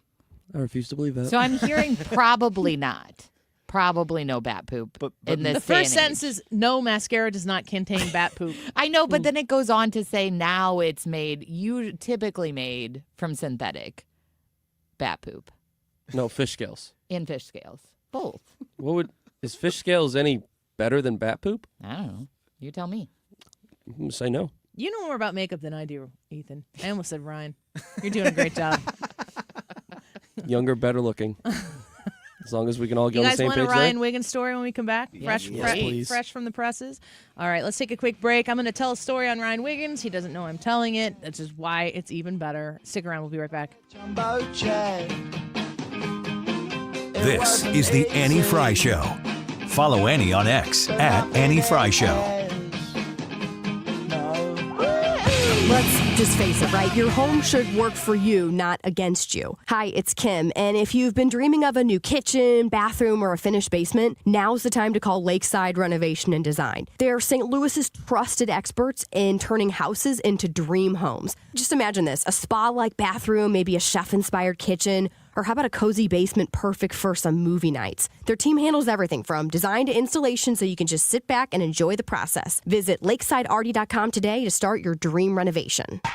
Hey guys, it's Mark Reardon. If you're struggling with low energy, performance issues, or weight gain, Game Day Men's Health has got you covered with testosterone therapy, ED treatments, and more in all of a relaxed man cave environment. At Game Day, you'll get a free testosterone test and consultation, all in just 1 hour. Game Day is the premier men's health clinic with locations in Chesterfield, O'Fallon, Missouri, and Glen Carbon, Illinois. Visit GameDayMen'sHealth.com. That's GameDayMen'sHealth.com. Get back in the game with Game Day Men's Health. When you get hurt, you don't want to end up on the injured list. You want to get back in the game, stronger than ever. At Morgan & Morgan, we're the home run hitters you need. Morgan & Morgan, proud sponsor of the St. Louis Cardinals. Injured? Visit forthepeople.com for an office near you. If you've tried and failed every ED treatment, there's another fix that could work for you. It's same-day surgery. It's minimally invasive and is performed by South County urological physicians. Hundreds of men have come to us for this outpatient procedure that has a satisfaction rate of 90%. Interested? Call the dedicated ED phone line at South County Urological, 314-843-8000 extension 33. That's 314-843-8000 extension 33. Today's YouTube live chat poll, is spring break travel out of control? Yes or no? We want to know if you think that letting your kid go to a foreign country on spring break might be out of control. I might also be pigeonholing you there. So do you just, in general, think that spring break travel is out of control? Jump on Annie's YouTube page, vote in the poll, leave us a comment telling us why you voted the way you voted, and we might read that comment on air. Also, Brian Kilmeade is coming back to St. Louis, and that'll be next Saturday, so March 22nd, and he's going to be at the factory, and it's called the History, Liberty, and Laughs Tour. Tickets are still available. You can get those at 971.com/events, and you can also add VIP meet and greet with Brian, and that's being sponsored by Bob and Tammy Kershaw of the Retirement Advisory Group, and that comes with a customized autographed book from Brian of Booker T, and I think it's, it's Booker T is the book. Anyway, jump on 971.com/events. Get those tickets. The time is 2:48. This time check is sponsored by Jerry Kelly Heating and Air Conditioning. It's time for a $98 furnace tune-up. Good afternoon, Mark Reardon getting set to go here in a few minutes. Crazy protest, pro-terrorism protest at Trump Tower in New York. We'll have the very latest on that. President Trump also spoke a lot earlier today. I got some great audio. And we'll talk about the Department of Education, whether we should get rid of that with Neil McCluskey with Cato at 3:25. It's all coming up.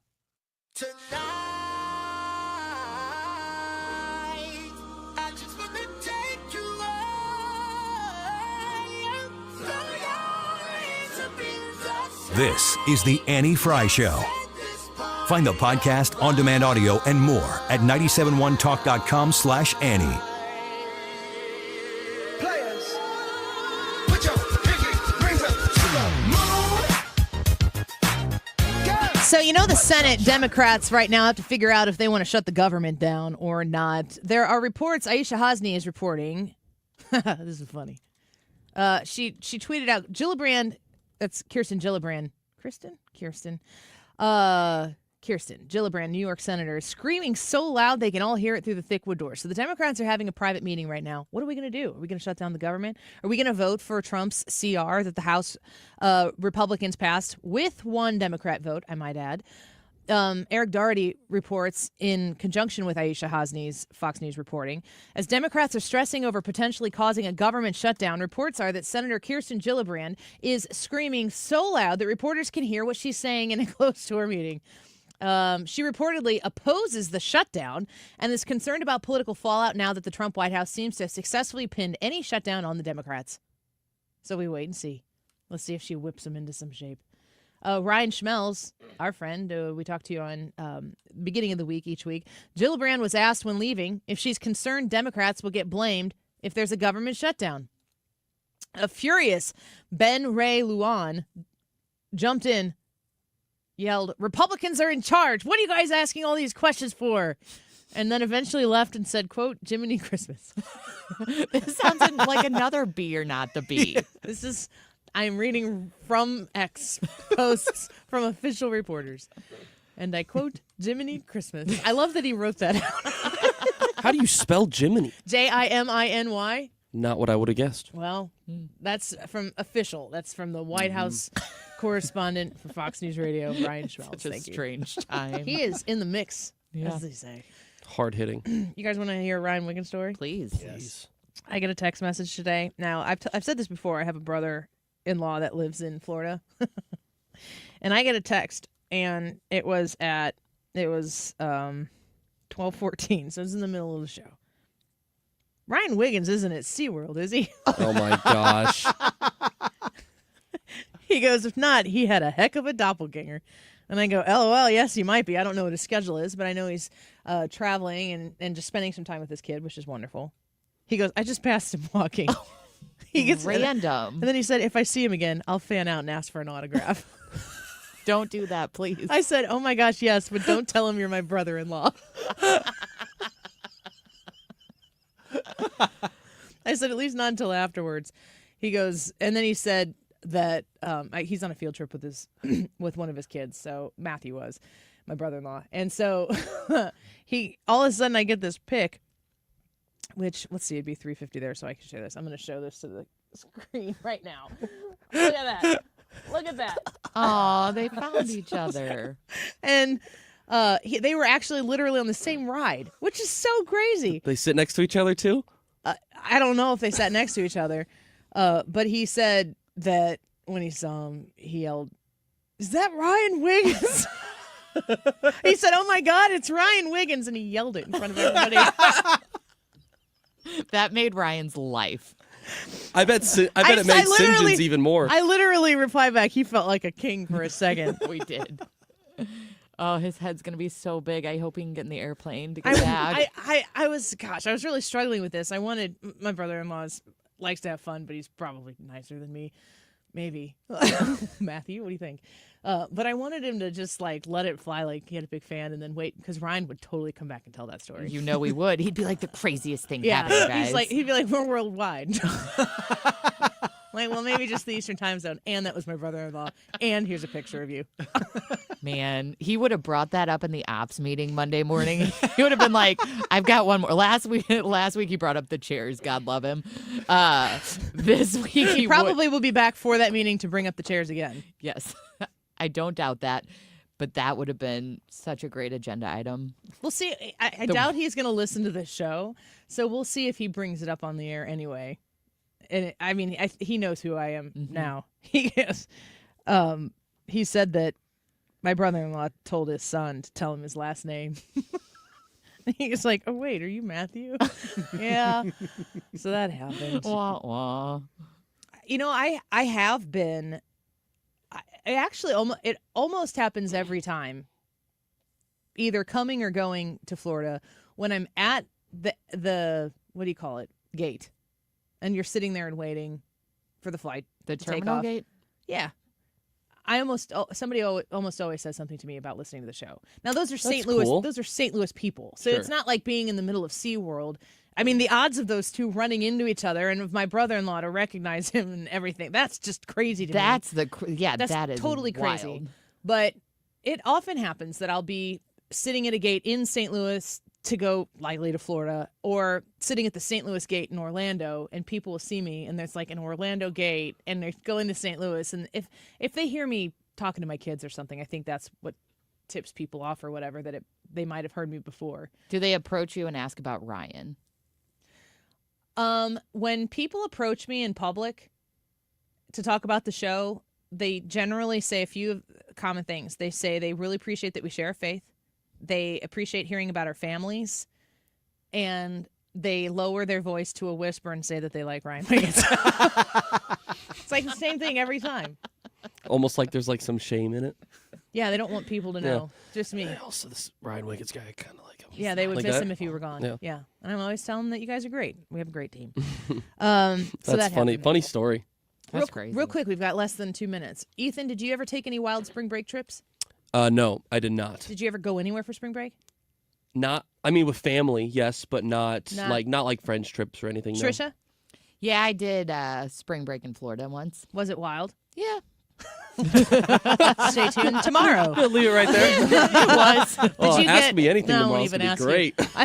Brad, any crazy spring break No, trips? by the time I was in college, I was married, and so we were just focusing on paying bills. Yeah, I understand that as well. Like I said, I went to Jupiter, Florida 3 times, and we had a great time. Went to Clematis Street in West Palm Beach and had some fun there, but I wouldn't say it was wild. We asked you on YouTube if spring break travel is out of control, and so real quick, Brad, would you say yes or no? I would say yeah. Trisha, do you have a thought on this?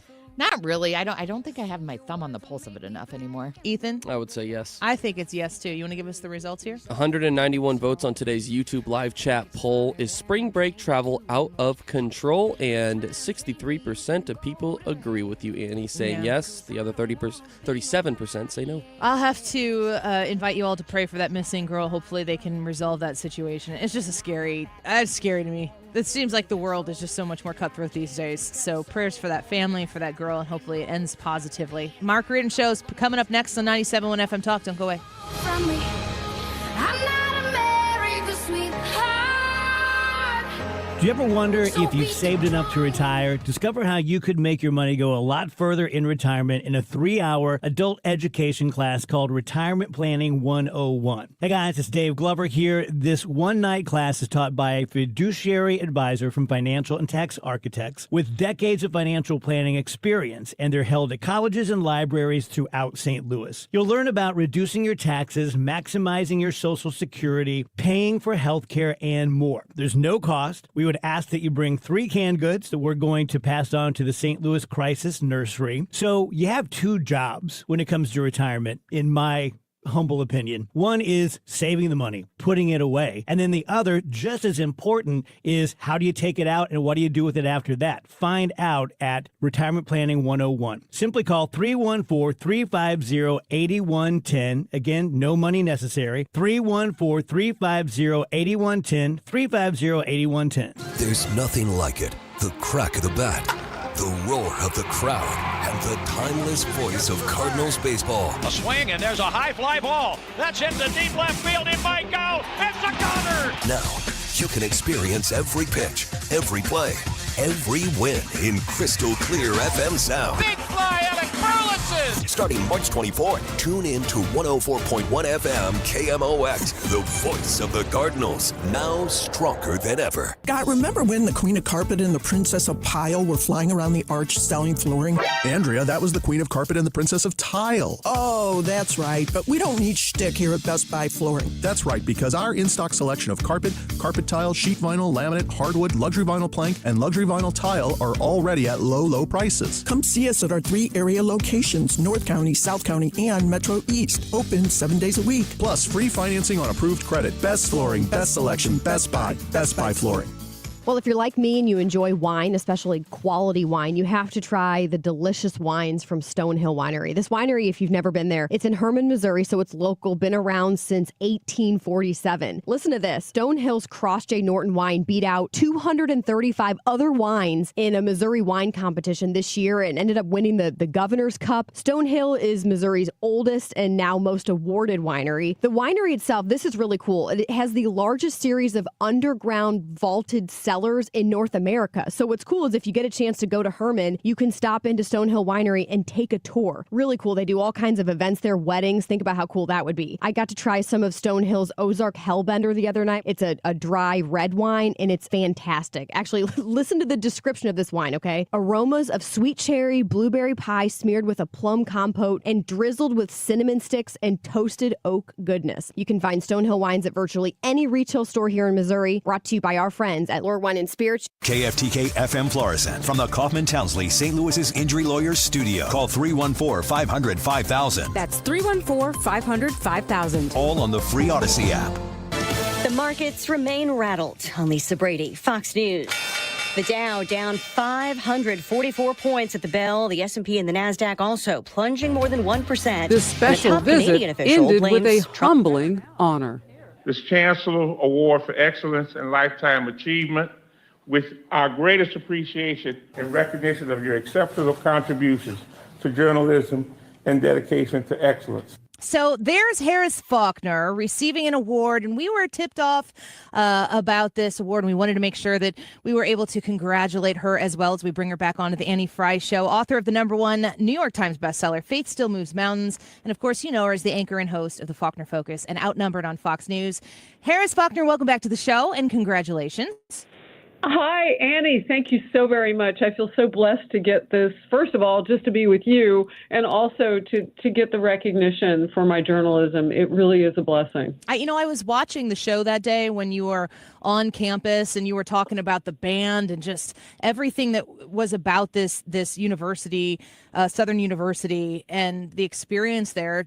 Can you tell us a little bit about this award and what your experience was receiving it from Southern University? You know what? First of all, I had no idea the history of Southern University in Baton Rouge, Louisiana. And they didn't know anything about my personal history with regard to the college. So I'm not an alumna from there. I didn't go to school there. But my parents met and fell in love at a historically black college and university, HBCU, in Texas, Prairie View. And Southern University and A&M College is one of those original 107 land grant HBCUs. And so we were kind of learning about one another, and it was really, for me, a very beautiful time, because one of the things that they showcase for me, and when I tell you that they know how to celebrate something, they don't just present you with an award. There's a marching band that's, the Human Jukebox performed for Fox at the opening of the Super Bowl in New Orleans a couple of months ago. And so I'm being, for the first time, among all these people and kind of being introduced to life on Southern. But the other thing that they're really known for is the ROTC military program on campus. So they organized a town hall for me to host with cadets and midshipmen. Wow. Oh, my goodness. I mean, this was like a dream come true, so that I could get to know their ROTC program. When my dad met my mom, and they were just young little ones on campus at Prairie View, that HBCU, he was at ROTC. He was in that program. And he became one of those storied flag officers on that campus. And Southern University has graduated ROTC members in training for our U.S. military branches who've gone on to be 10 generals. Wow. Yeah. So, and that's not to mention all of the other flag or ranked officers. But that just lets you know they've been the backbone of American leadership in our U.S. military for decades. They would have to have been. Well, I thought you shined such a great light while you were broadcasting from there on Thank what you. that university does, and we wanted to make sure that we congratulated you on your award it's the Chancellor's Award for Excellence and Lifetime Achievement for your contributions to journalism and community engagement. I'm going to play a little bit and segue here with the community engagement part of it, because while we were watching the Trump administration make good on trying to shrink government, trying to claw back waste, fraud, and abuse, there's a personal side to these cuts. And I have myself in my community, and just yesterday at the Y, I was there to work out with my trainer, and right before we started, two people who knew me from the radio show came up, and they both work in government.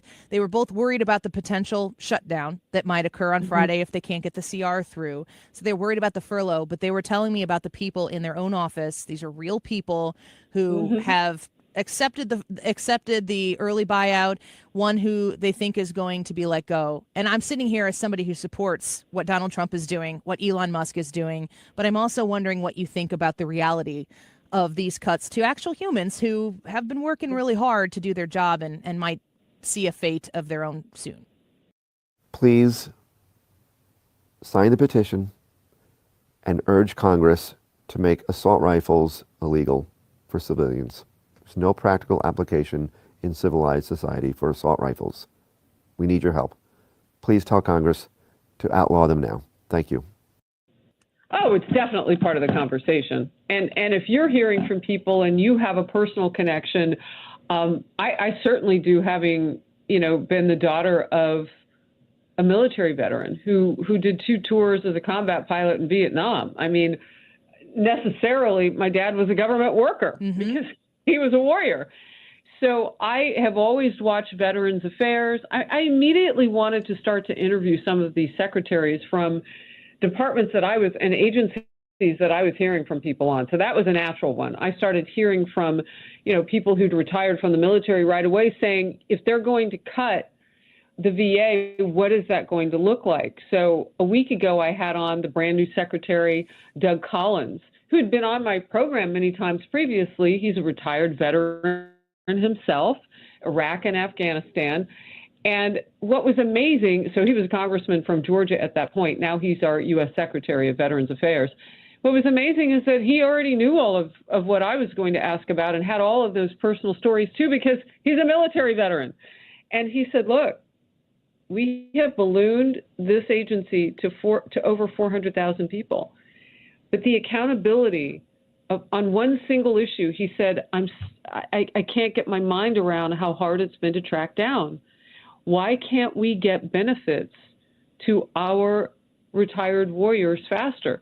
And he said, when I started to take a look at what was going on there were a tremendous amount of dollars and effort, resources being spent, but on the other end, our veterans weren't being taken care of with the very basic need of benefits. And he said, how much choice should there be if you're not close to a VA? I mean, he was Should you be able to go, like school of choice? Should you have doctor of choice if it's going to take you an hour to get someplace and you've suffered life-debilitating injuries fighting for this country? How should the military react to your needs? And he said, what it really needs is a forensic. It does need an audit, which is what the Department of Government Efficiency is doing, DOGE with Elon Musk, senior advisor to the president. But he said what it also needs is just to take a look at, do we need this many people doing this many things? And how many of them are working out of the purview of anyone who is tasked with the very basic needs of our veterans? And so that's what he's working on now. And what he says is, you can make cuts with a scalpel, but it's difficult to make cuts with a sledgehammer or a chainsaw without understanding what people need. And so everyone, I think, is taking a good hard look at what this process looks like. And look, on paper, things can start out one way. The true measurement, for me at least, Annie, of good leadership, of great leadership, is to take a look at things and go, okay, but on the flip side, what's the human element of this? Yeah. I think we are at that stage, and I think over communication is needed. If President Trump and those he's tasked with DOGE think that they are over communicating by giving us the details of how they're doing what they're doing and who that impacts and why and all the things, you can't give us too many details. Over communicate to us as a public so we understand. Yes, that's so important, so that, because this shouldn't come to a surprise as anybody is watching the campaign and what Donald Trump was going to do, and Elon Musk very famously jumping around on the stage because he was going to bring DOGE to the American government to make it more efficient. People did vote for this. That's really the end of the day, the important part of it. But the over communication, to your point, is necessary because the human element here certainly is coming to a head more publicly now than it has in the past. Well, I think that, and I also think the speed of which all of this is going, I understand. Now, remember, with all of these human elements, all of these legitimate concerns about what happens if I lose my job because I'm a government worker in that agency, look at the Department of Education. 50% of the workforce either laid off, let go, retiring today, post the announcement that was made recently. So if we're going to look at all of that, IRS e-file is now open. Snap your W-2 and file your taxes 100% free. Well, then what are governors going to do? What are senators and Congress people going to do? Because let's take West Virginia, for example, had on the senior senator from that state, Jim Justice. Do you know what he told me? He said, Harris, it's up to us. It's always been about the states. He said, so if there's a government program that pulls out and West Virginians are getting the message that they will be out of work, and he said, and that's not an if, it's actually happening. He said, do you know how much untapped energy we have because the Biden administration and Obama and some others on the left who have risen to commander-in-chief have consistently said coal is horrible, coal deserves no transition point in our economy? He said, we can become players again in energy and in so many different areas in West Virginia. He said, there will be and are jobs right now to be part of that conversation. And that helps lower the inflation with cheaper energy. Look, it's all hands on deck. Trump has said that from the beginning. You know who doesn't like this more than anybody? Democrats. That's why they're fighting so hard. So my big question is, well, what do they have to hide? How have they really been spending? Yeah. And the information, the forensic audit, as you were referring to there, is so important because that's the transparency that the American people deserve. It's their government. It's funded by them. It's our money. Yeah. One last question before we let you go. We're speaking with Harris Faulkner right now. Very honored to be able to do that this afternoon. I'm thinking about Donald Trump as a man, as a politician, and you've had many personal and you've conversations with him. You've interviewed him for us to be able to pick his brain a little bit. But what he's doing right now and what he's laid out in his campaign, this is, as I said, very honest. This is what he said he was going to do, and now he's doing it. This is difficult.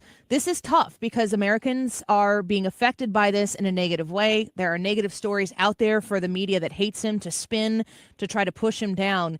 But in order to get us away from approaching $37 trillion in debt, we have to do something drastically different. Yeah. Can you speak from a personal understanding of Donald Trump?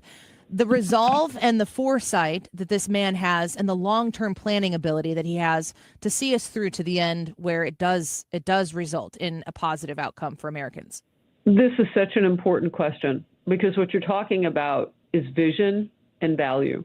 You're talking about measuring the value of the journey that we're in right now and looking at his vision and seeing how we get there.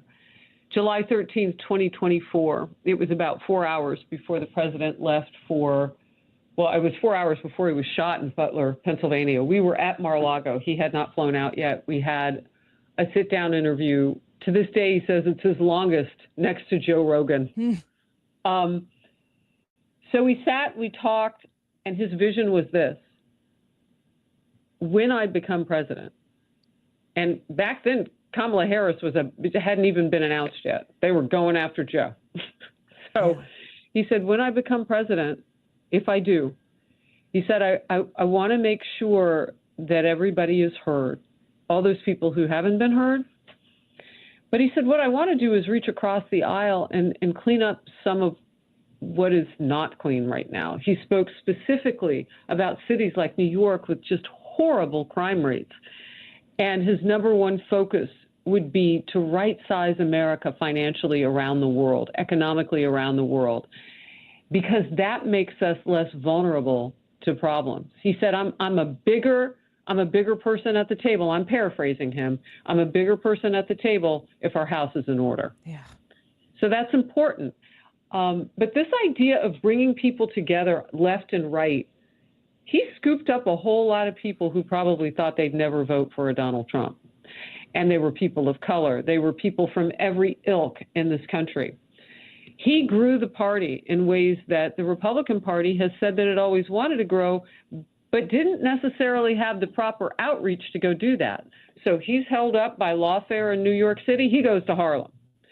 Toward the end, he's making fries at McDonald's and doing things that young people, those are sometimes their opening jobs on their resumes, not always, but sometimes. And he's taking a look at those communities, not by accident, but on purpose. Now, Kamala Harris was handing him a gift toward the end by, some misstatements by Biden, calling Trump supporters garbage. I don't know if that was a misstatement. That's what the White House said on his behalf. But all of the like, he took those opportunities and spoke directly to the American people. So what I think he's doing, based on the conversations and interviews that I've had with him, is keeping his promises. And on July 13th, his number one promise, yes, it's a slogan, make America great again, but also pull into the fold people that you don't anticipate. Does anybody think RFK Jr. is anything but a Democrat? Yeah. He's not. He's a Democrat. He's a Kennedy. Come on. Hello. Now, his family can feel any kind of certain way about, families are families. Tulsi Gabbard, does anybody think that she wasn't a multi-term Democrat congresswoman for the state of Hawaii? No, nobody thinks that. She found her way to a party that she thought she was more aligned with politically, the Republicans. She says the Democrats left her. But her entire political history, elected history, was as a Democrat. Who's in his cabinet? Have you ever seen that before? Yeah. Multiple Democrats? Yeah, you wouldn't see that from the other side. And he's keeping those promises. And I just say, on the 51st day since inauguration, and I'm a big Toy Story series fan. My kids have always loved it growing up. Yeah. Let them cook. You use phrases. I have a 15-year-old son and a 12-year-old daughter, and you use phrases on your show regularly. And I'm like, I know the kids you're around because I speak that same language, and it always makes me chuckle. God. So my girls are keeping me. I mean, they're keeping me on my toes. Annie, you know how it is when kids hold you accountable, and they think. You know what I love? They actually think, and maybe this is a gift from social media, because, social media is you're scrolling and you're taking in all these messages. And if you can just even understand for a moment the power we still have as parents, when we look them in the eye and they look up at us, that's God working through us to reach our kids. They don't have to scroll to get us. Yeah. Yeah. And I say to my girls, I'm right here. What do you got? Take on every topic, take on every difficulty, every victory, everything that you can with them. because the world would rather we not be present. And I'm telling you, if you just show up and you don't need a battery recharge like a phone, you have power in their lives. Amen. Amen to all of that. And if you don't do it, the world's waiting to do it for you. You're exactly right. Amen. And we cannot have that. No, absolutely not. Harris Faulkner, always a pleasure to speak with you. Congratulations on your award and acknowledgement. We love having you here. We hope you'll come back soon. I love you back. I celebrate you every day, Annie. Thank you. Thank you so much. We'll talk to you again soon.